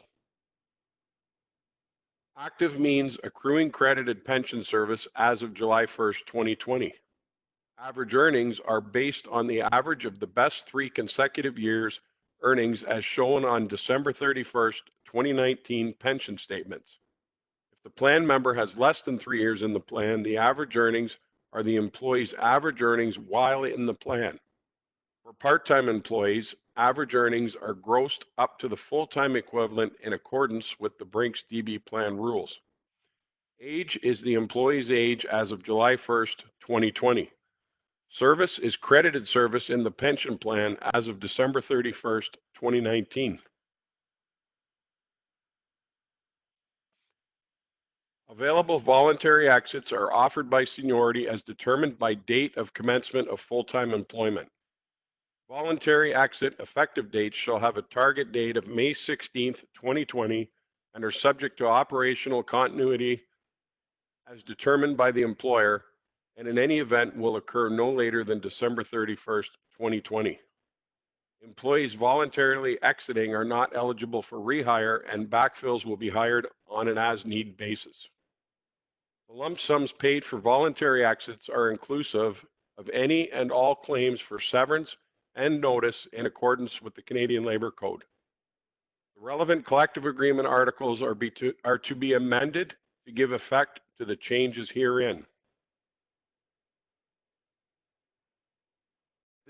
This next slide shows the bargaining committee members that were present for this proposal and shows the signatures endorsing the memorandum of agreement.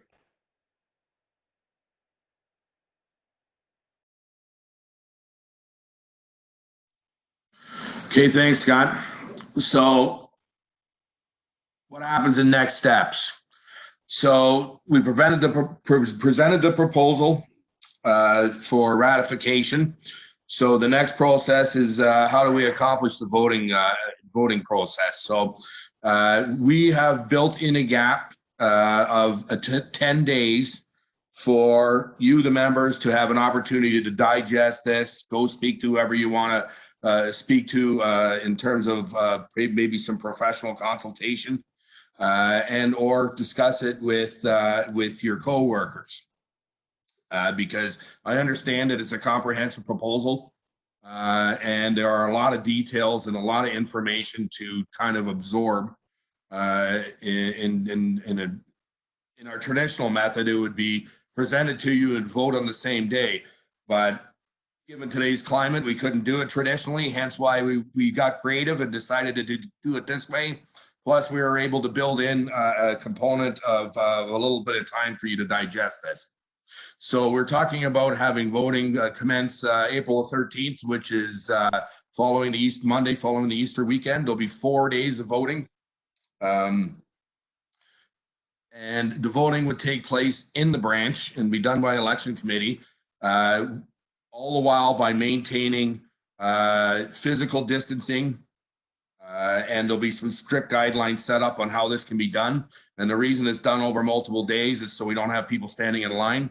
Brinks has been willing to very cooperative in allowing us to have voting inside the branches, which isn't traditionally what happens, and have committed to working with us surrounding managing social distancing and making this as smooth as possible for people. On top of that, we are also exploring the possibility of online voting. I know that Toronto has the ability to do this, the Toronto local 112. And we will have a call probably, well, certainly early next week in terms of seeing if we can expand that to other locals to see if it could be facilitated in other areas. Some of the smaller branches, it may not matter so much because, you know, people will be sporadically coming in. So it's very unlikely that you know, we would have issues of numerous people, but certainly in Toronto, it's and maybe a couple of the bigger branches, it's something to be mindful of. So we are working on that as we speak. So additional information for you.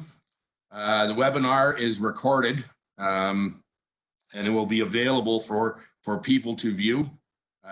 For those that want to review it, that are on the call either this morning or now, that will be available to you. And those that weren't able to get on the call will have the ability to access it and walk through it at their leisure.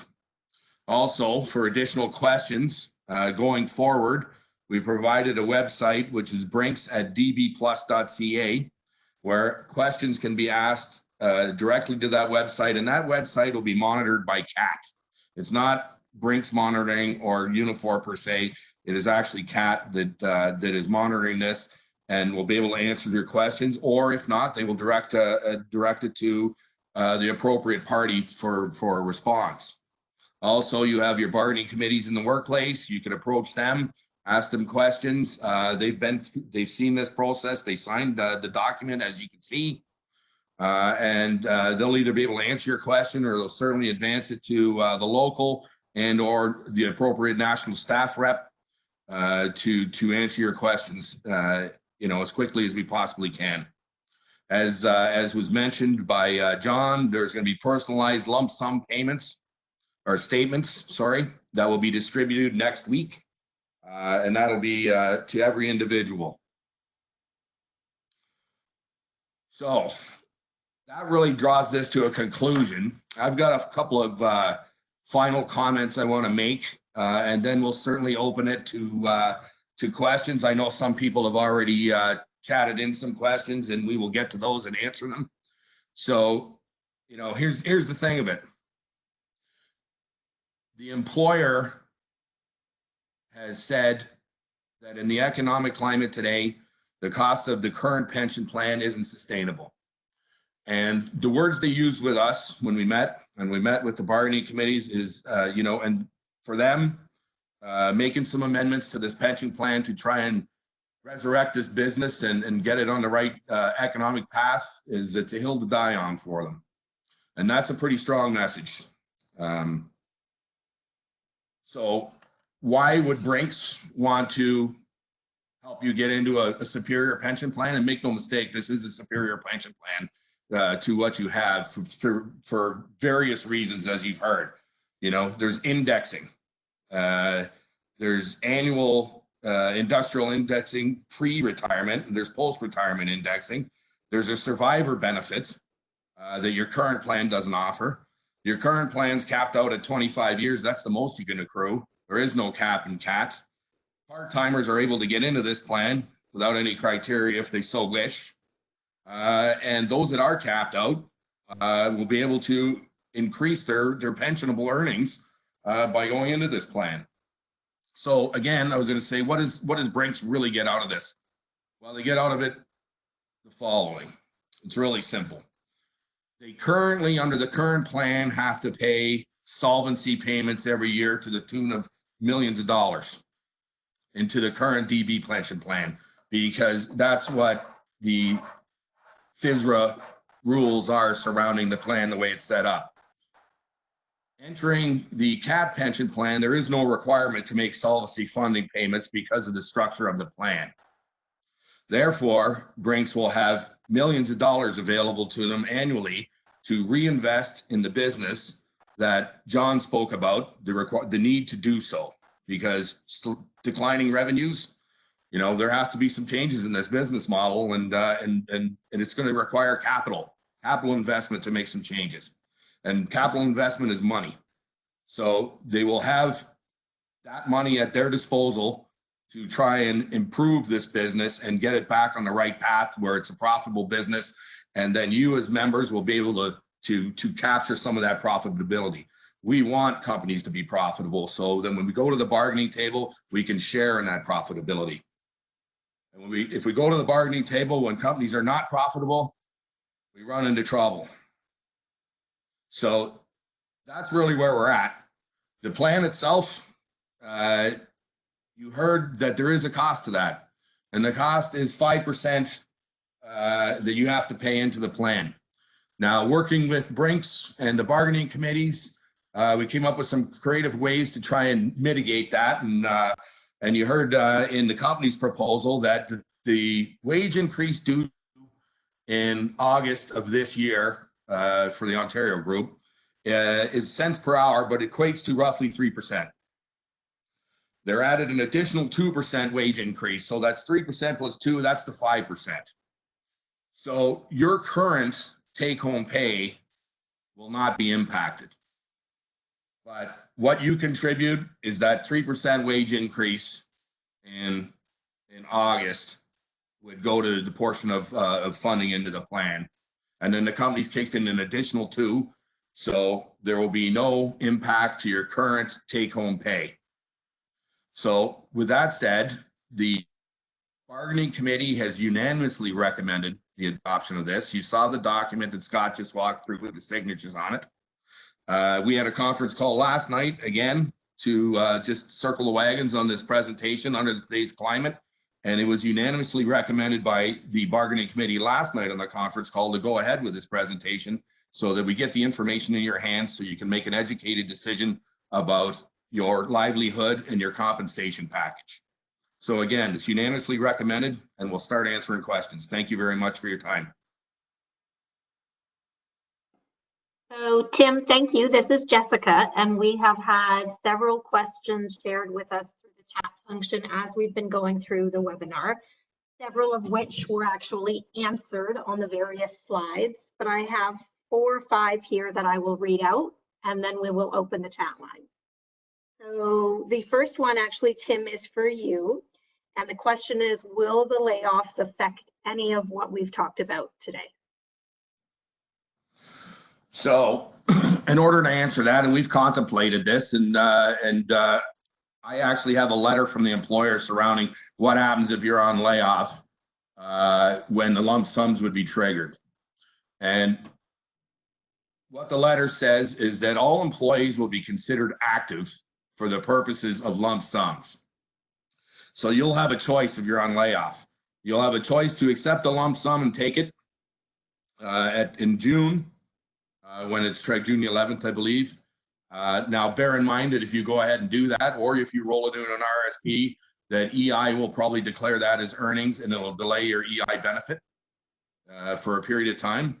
But what we've agreed with the employer is that you can, if you notify them by May the 30th, and certainly we'll make this available to people if this is ratified as to the timelines. But you can defer the taking of that lump sum until you return from layoff into the workplace. Now, full transparency, if you never return, then you won't get the lump sum. But anybody that's on layoff will be considered active for the purposes of the lump sum. Hope that answers your question. Okay, thank you. The next one is for John. And the question is, with our current pension, can we take it out and put it somewhere else other than CAAT? Not as long as you're still employed by Brinks. I'll look to Mercer to elaborate, but given the governance of the pension plan and how it's administered, that's not an option that is available to employees. If an employee was to resign, then that employee has the option to take that pension plan, but it has to be ported to a LIRA, a locked-in registered account. But that's the only circumstance that provides that flexibility, but it has to get ported to another retirement vehicle. I'll look to Ben at Mercer just to confirm or elaborate. Yes, John's correct. The only opportunity to take your lump sum, so in your annual benefit statements that you get every year, there's the cumulative value of your accrued pension. The only time you can take that pension is when you terminate, right? And as John alluded to, you have to transfer it to the pension plan of your new employer or to your personal LIRA, locked-in retirement account. So you can't commute it at will and put it in your bank account. You have to terminate employment with the plan sponsor. Okay, thank you, Ben. Marnie, these next 2 questions are for you. One is on the survivor benefits. How long does that last? Hello, hope you can hear me. It's a great question. The survivor's benefit is payable from after you pass away to your surviving spouse, and it goes until that spouse passes away. Okay, thank you. And then the second question for you is, can you add extra into your pension? Oh, everybody wants to give us more money. That's great. Our plan, as I said before, as jointly sponsored means 50-50 equally shared, and our whole system is set up on equal sharing of contributions. We do anticipate possibly down the road that we may be in a position to offer an opportunity for members themselves to donate a portion of their salary if they wish in terms of additional voluntary contributions, but we haven't built the infrastructure for that yet. However, sort of further to Ben's and John's responses a moment ago, if you have an existing pension benefit sitting with a prior employer, you may have the ability to port that other pension into CAAT as well. So that's something worth considering. Okay, thank you very much. The last question, someone has asked if we will be making copies of these slides available. So the answer to that is yes. In addition to the recorded webinar that will be posted, and we will be posting a link for that, and the employee Q&A address, we will make copies of this presentation available for anybody who wishes to have it in hard copy. As Tim suggested, you can speak with the union if you have questions. You can certainly go to CAAT or Mercer via this email, and we can make this deck available as well. So that's all of the questions that I have left that weren't covered. Team, we are going to open the phone lines. It does get very noisy, and please bear in mind that if you're having conversations where you are, we will be able to hear that. So we're going to open the phone lines now and try to see if there's any questions that anyone else would like to ask before we conclude. Yeah.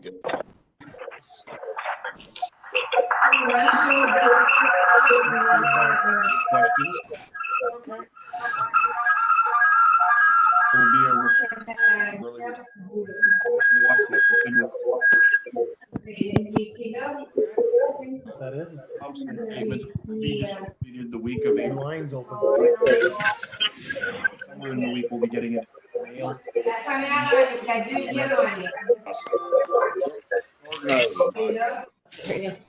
do like based.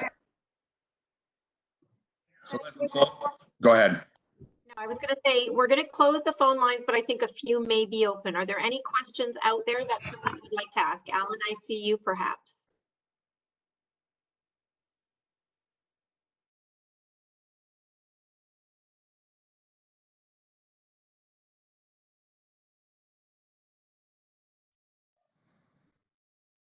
Is there any, Marty, or no? Tim? Yes. It's Mike Day in London. Question about members who are off on, say, long-term disability and that. How does this affect them? It doesn't. They accrue pension service while they're on long-term disability. So they will, if they've got 20 years and they've been on long-term disability for 5 years, then they have 20 years pension service. Okay, enough. Yep. Thank you, sir.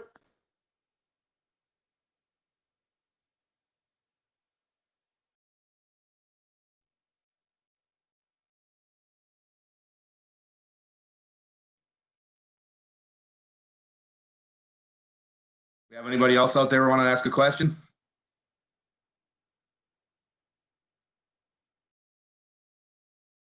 Okay, then hearing none. Oh, hang on a second. I think we got one. We got a chat question in here.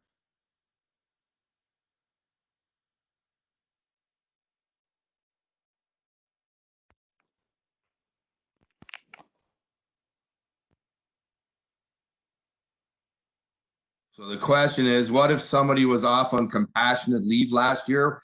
Will they only be subject to 8% of that, or is there any provision of a previous year? Anybody have a thought on that one? It's not something, I don't know that we contemplated that. It's Corey. My understanding is that the earnings are the best three that would have been reported on the 2019 pension statements. Ben can confirm, but it's not simply earnings in 2019. It's the best 3 years earning as of December 31st, 2019. Yes, that's correct. And then if you weren't full time, like if you weren't on a full time schedule, the calculation will take that into account.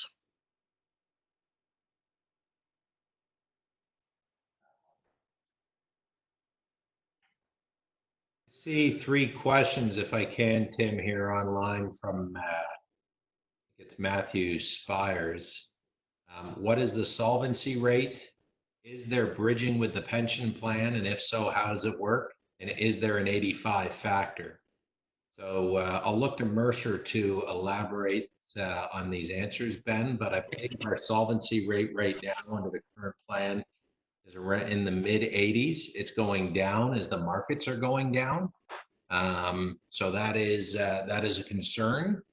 The CAAT plan, everything is funded well above 100%, so there's no concern with respect to that. I don't believe there is an 85 factor or bridging, but I'm not sure. I'll ask you, Ben. Yes, so the most recent calculation of the solvency ratio of the Brinks plan is 88%, and there is no 85 factor in the Brinks plan. Or 80 factor. There is no age and service factor. Was there 3 questions? Bridging was the other question asked. There is no bridging.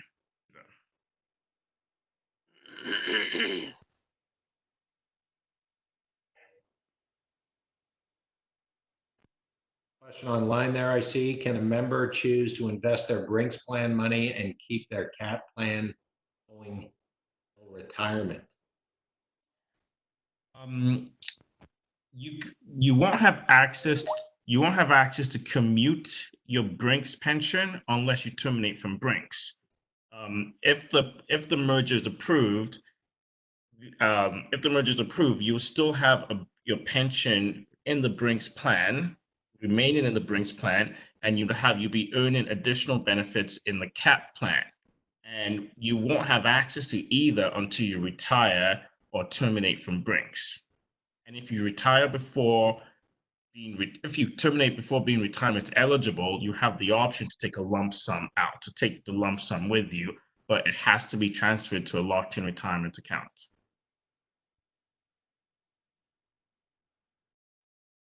Just something to further on the Brinks frozen plan too. I know it was touched on one of the slides, but I just want to make sure everybody's aware.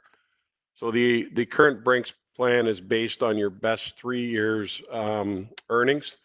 So once the plan is frozen, that continues to be in effect. So you have likely not realized your best 3 years earnings yet if you stay employed with Brinks. So those calculations are all based on future earnings as well when the plan is frozen.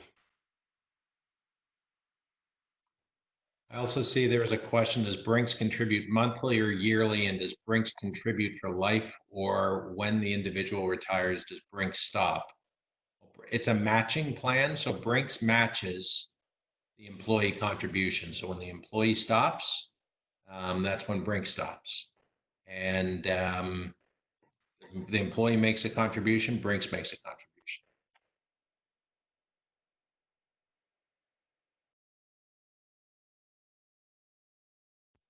I got a question. Boudria, Brinks, Ottawa. Can you hear me? Yeah, we can hear you. Okay. You did mention the lump sum payment can be transferred to manual life. Can it be transferred to an institution of your choosing, like a GIC or your own RSP?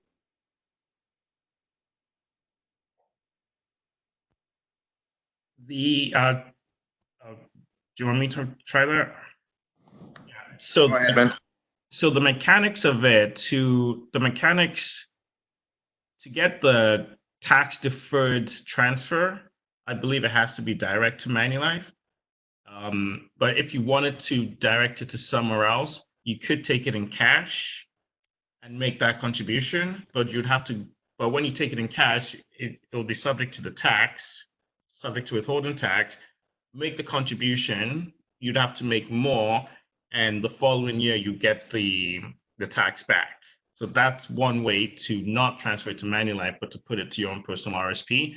You get it after tax, but if you gross it up, you get the tax back. Perfect. Thank you very much.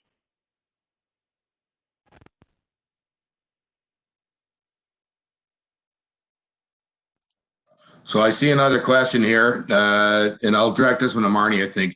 Is there age plus service in the CAAT plan? Hi there. No, we don't have any magic numbers or an 85 factor or even the concept of service, in fact, with DB Plus, because the defined benefit that we pay is a function of the contributions that come in. It's not about service, it's how much contributions come in. Okay, perfect. Thank you. Go ahead. Sorry. All right. Next question. I was unfortunately off last year for compassionate care leave for my dad. Will I be penalized when it comes to the lump sum because I missed half of my salary for 2019?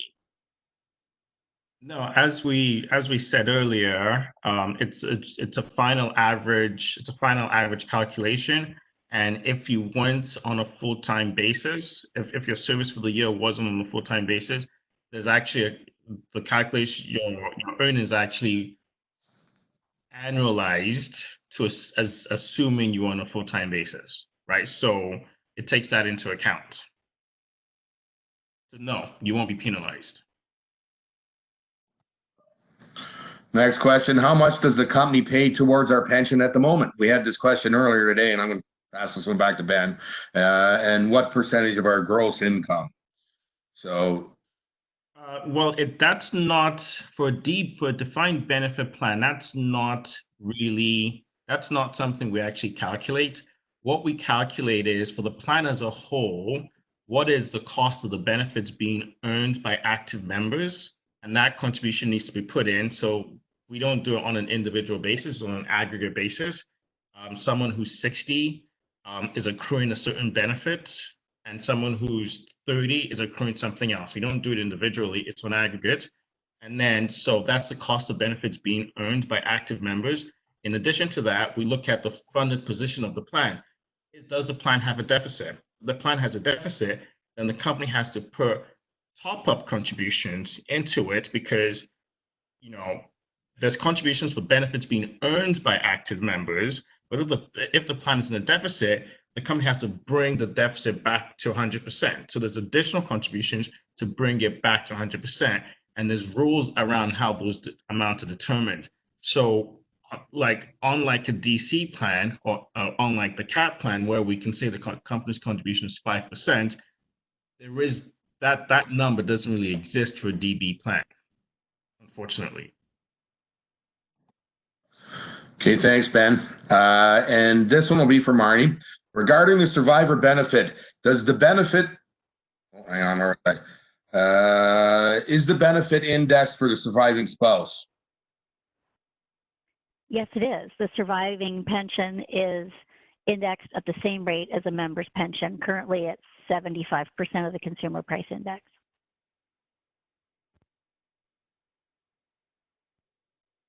Okay, thank you. Another question. Is there any way to roll our current pension into the new pension with or without any type of penalty?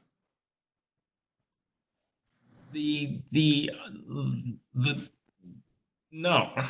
No.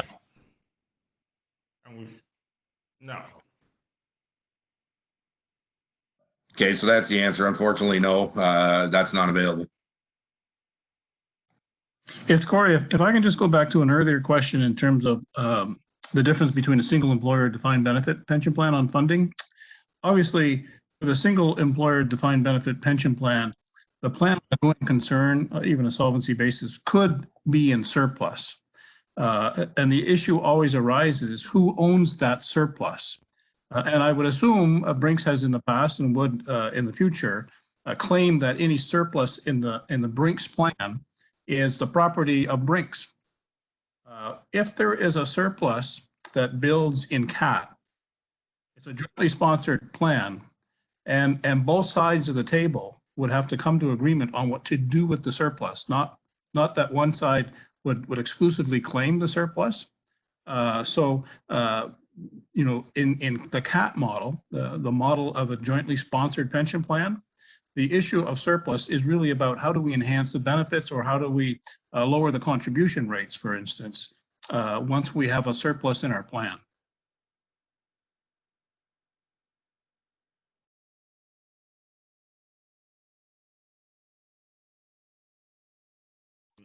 There's a question here. If the company ever closes its doors and my pension is fully paid out, do I lose my pension?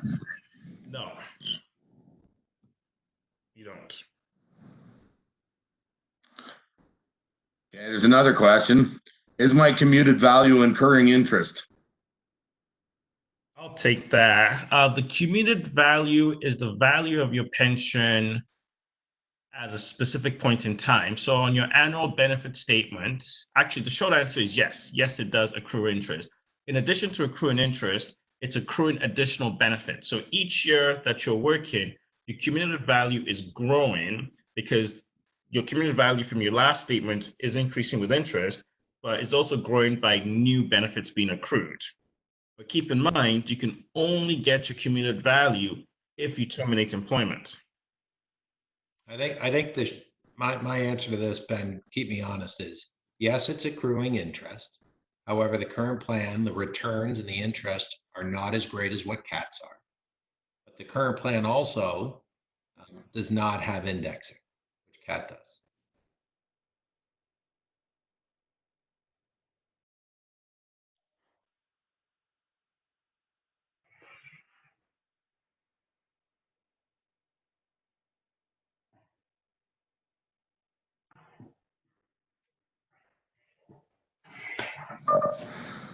Okay, so there's another question we have here. How would equal pay for equal work bills fall into this?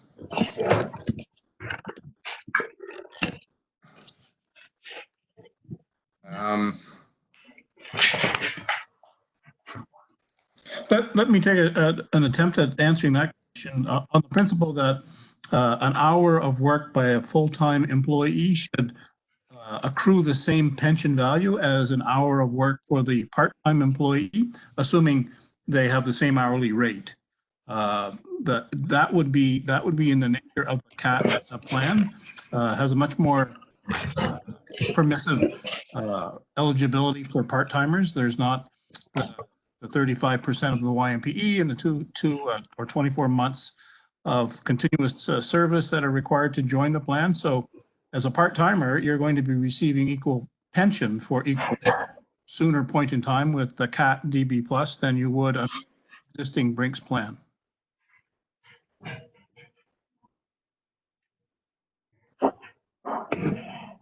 So another question here. There's a few of us that are able to and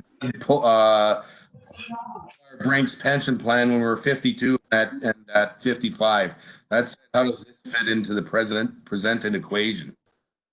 So if to understand the question correctly, you were able to take your commuted value at some point? I don't know. Is that a situation where the member would have reached the 25-year maximum credited service and at that point been able to take the community? Without terminated? Or is it a scenario of terminated and they came back and they were rehired? I'm going to suggest we take that one away and get back to the individual. I seem to recall in discussions with Paul Murray midpoint of last year that there was some vehicle that was a moment in time a number of years ago for a select group of individuals. Again, only here 12 months. I'm not familiar with that. I don't know. I don't think we have anybody on the line. So let us take that one away. And I think we'll have to get back because I don't want to mislead anybody. Agreed. I think that's a good solution.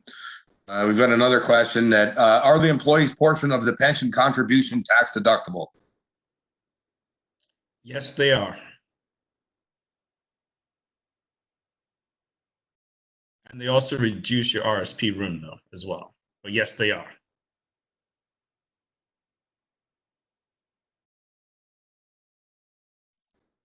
And Sandra, I see your comment that yes, they did pull and no, they did not reach 25 years. We're going to have to take this away and look at it because it was pre all of us here, and we'll have to ask some questions surrounding what exactly happened there, and then maybe we can get back to you and answer that question properly.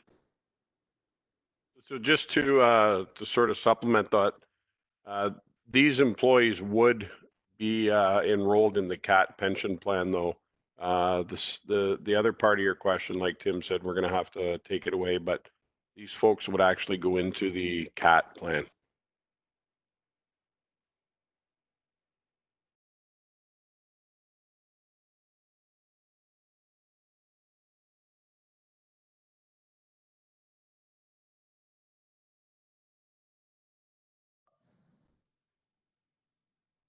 I don't see any other questions. Did we miss any, or is anybody called in?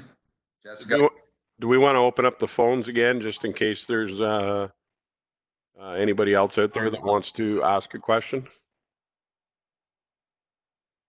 We can do that in a second, but I see another question coming in. If the employee wants to go at 60, what's the penalty of the lumps? No, what's that? Yeah.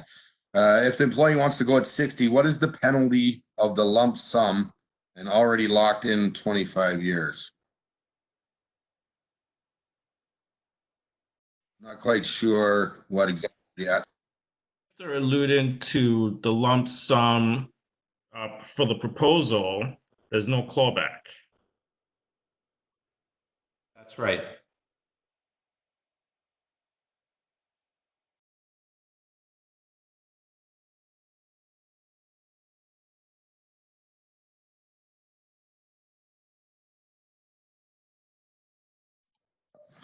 Next question. So the age of the lump sum is July 1st. My birthday is the 23rd. Would I move to a different category?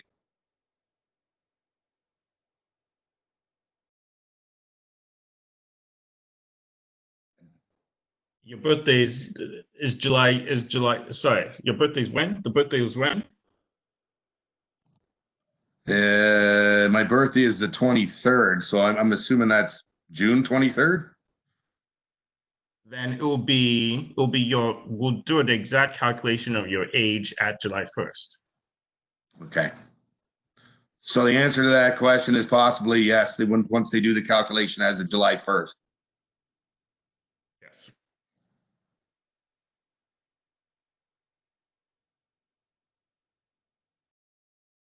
We have somebody that says, sorry, I mean, why isn't all the money Brinks has in their pension plan not being turned over to CAAT so we could just have one pension payment when we retire?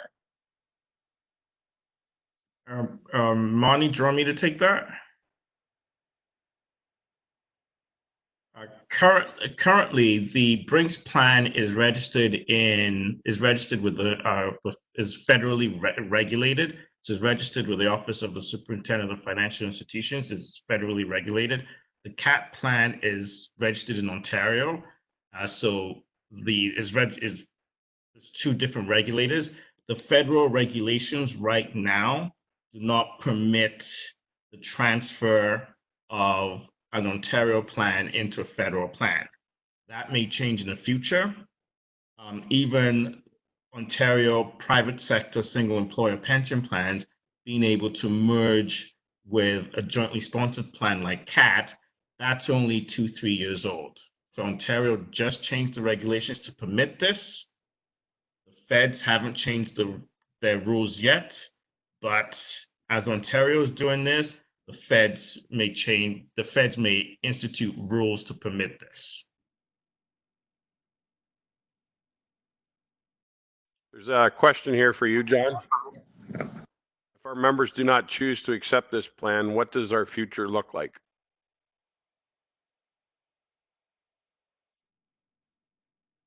It's a lot more challenging. I believe what has been proposed is something that it has, quite honestly, it's been unprecedented inside the Brinks world. We're going to have to play this out. CBA goes until midpoint of next year. This is going to be the long pole in the tent. It's something we can't afford. Just look at the math. Look at the charts we shared. I mean, very transparent. And it's going to make it extremely challenging. And I think the alternatives that are going to be on the table in the future aren't going to be anything as good as what you're seeing right now. So you got to look at the math. You got to see how this impacts you personally. When we've done the modeling, and we've done the modeling for all 809 plan members, pretty hard not to look favorably on this. And those that, when the math doesn't play out in your favor, which is a very, very small select group, the lump sums that you get in hand right now, and then you have the flexibility to direct those however you would like, it's very, very, very compelling for you to consider. So I'm very hopeful that you'll all see benefit in this, because this also provides Brinks the flexibility to make the investments we need in things like the new vehicles, that we need to have refrigerated units and more modular vehicles, and become more nimble and more agile to respond to the changing market dynamics. So I'm very hopeful, because I think if you look at the math, it's hard not to look favorably on this. Thanks, John. We have another question. I joined the DB plan in 2014 as a part-timer. I became full-time in 2016. Currently in Toronto branch, a lot of us are on potential layoff list. If we have to take layoff and become part-time again, do we still get the lump sum to our bank account? I'll answer this one. The answer is yes, you do. Then we have another question here. Get to it in just a second here. So this is likely a Mercer question again. Does it make a difference for us in British Columbia with us being federal and not in Ontario? No, it doesn't make a difference. Even though you're in BC and not in Ontario, you're in a class of employment that's federally regulated. So no, it doesn't make a difference. Another question here. You're locked in for 25 years and turning age 65. Can you still go into the CAAT plan? As long as you're employed with Brinks, yes, you can. Yes. We have another question. With the CAAT plan, if we leave the employment of Brinks, can we still move our pension to a lira? I believe you can, yes. I'll let Marnie take that if she's still on. Yeah, I'm still here.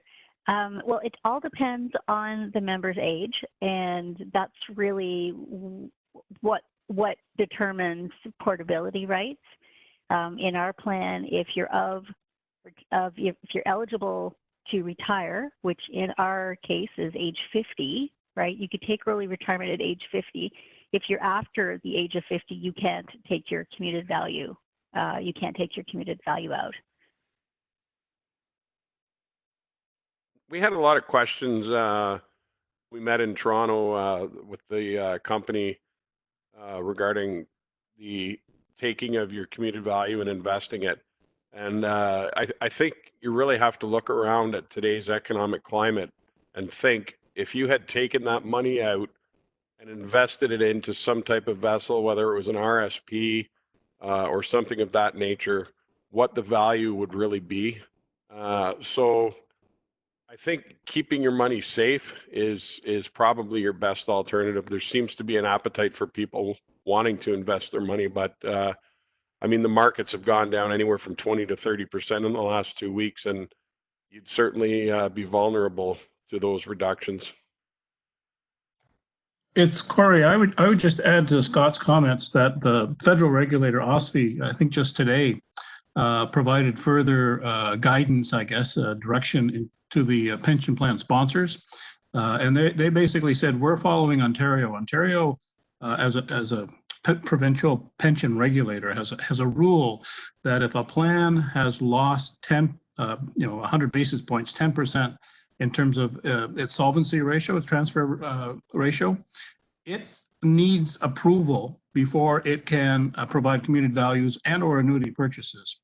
And OSFI is doing likewise. So both federal and provincial regulators are essentially treating the current pandemic situation as akin to the banking industry. And in the past, there used to be runs on banks when people thought, oh, the economy is going into a depression, I'm going to get my money out. And everybody would line up at the bank hoping to physically withdraw money from their accounts. and banks would fail because they didn't have money sitting physically in accounts, as you all know. So the provincial and federal regulators are moving in this direction of requiring consent. So they're mindful of the balance of interest between and retirees who are continuing to receive a lifetime monthly pension and the interest of those who want to take their money and go, because that can have obviously adverse consequences if there's in essence, a run on the plan. Okay, thanks. Just to expand on that a little bit.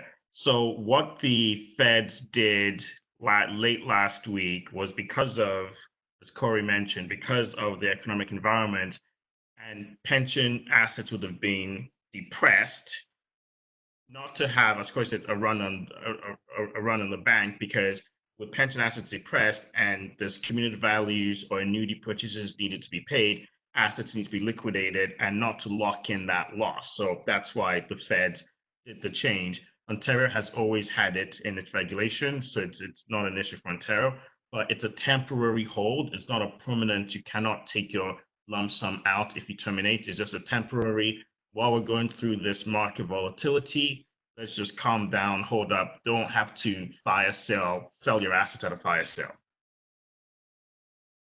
because you want to pay lump sums. Thanks, Ben. So there's a couple quick questions here that we're going to answer. And unfortunately, there is a time limit on this webinar, and we are approaching it within a couple of minutes. So we will unfortunately going to have to wrap this up. Not that I want to cut off questioning, but any further questions after I get these last two, if you could forward them to Brinks at dbplus.ca, that's run by Mercer and CAAT. Then we will answer those questions. But unfortunately, we're going to have to wrap this up in the next minute or two. So a couple of quick questions here. So we've got somebody that says, so who's locked in at 25 years and turned 65 cannot go into CAAT? I believe Ben already answered that question and said, as long as you're employed by Brinks, you can go into CAAT? Yes. 65? Yes. The next question is, if the feds do change that rule, will Brinks merge the funds? And I would say, I guess we'll have to cross that bridge. In fact, when if and when they may change that rule on the merger. And the last question, so can we reiterate the 2% going forward is permanent, right? I'll answer that question. Yes, it is permanent. The 2% wage increase is a forever wage increase. Okay, it is not just for the life of this agreement or anything. It's a 2% wage increase that will is maintained going forward forever. And unfortunately, that has pretty much run us out of time. So again, please contact Brinks at dbplus.ca, the website that's run by Mercer and CAAT, or speak with your local leadership and have them forward questions to us if you need us to answer them, if they're unable to answer them. And I certainly thank you for your time and your patience tonight. I know there's a lot of information here, and we will be in touch with the voting format very early next week, so people can understand how it's going to be put out. So thank you very much for everybody on this call, and thank you to all the panelists for their work and their efforts. With that, we will be signing off. So thank you very much. Thanks, everyone. Thanks for attending. Thank you. Thank you, everybody. Thank you.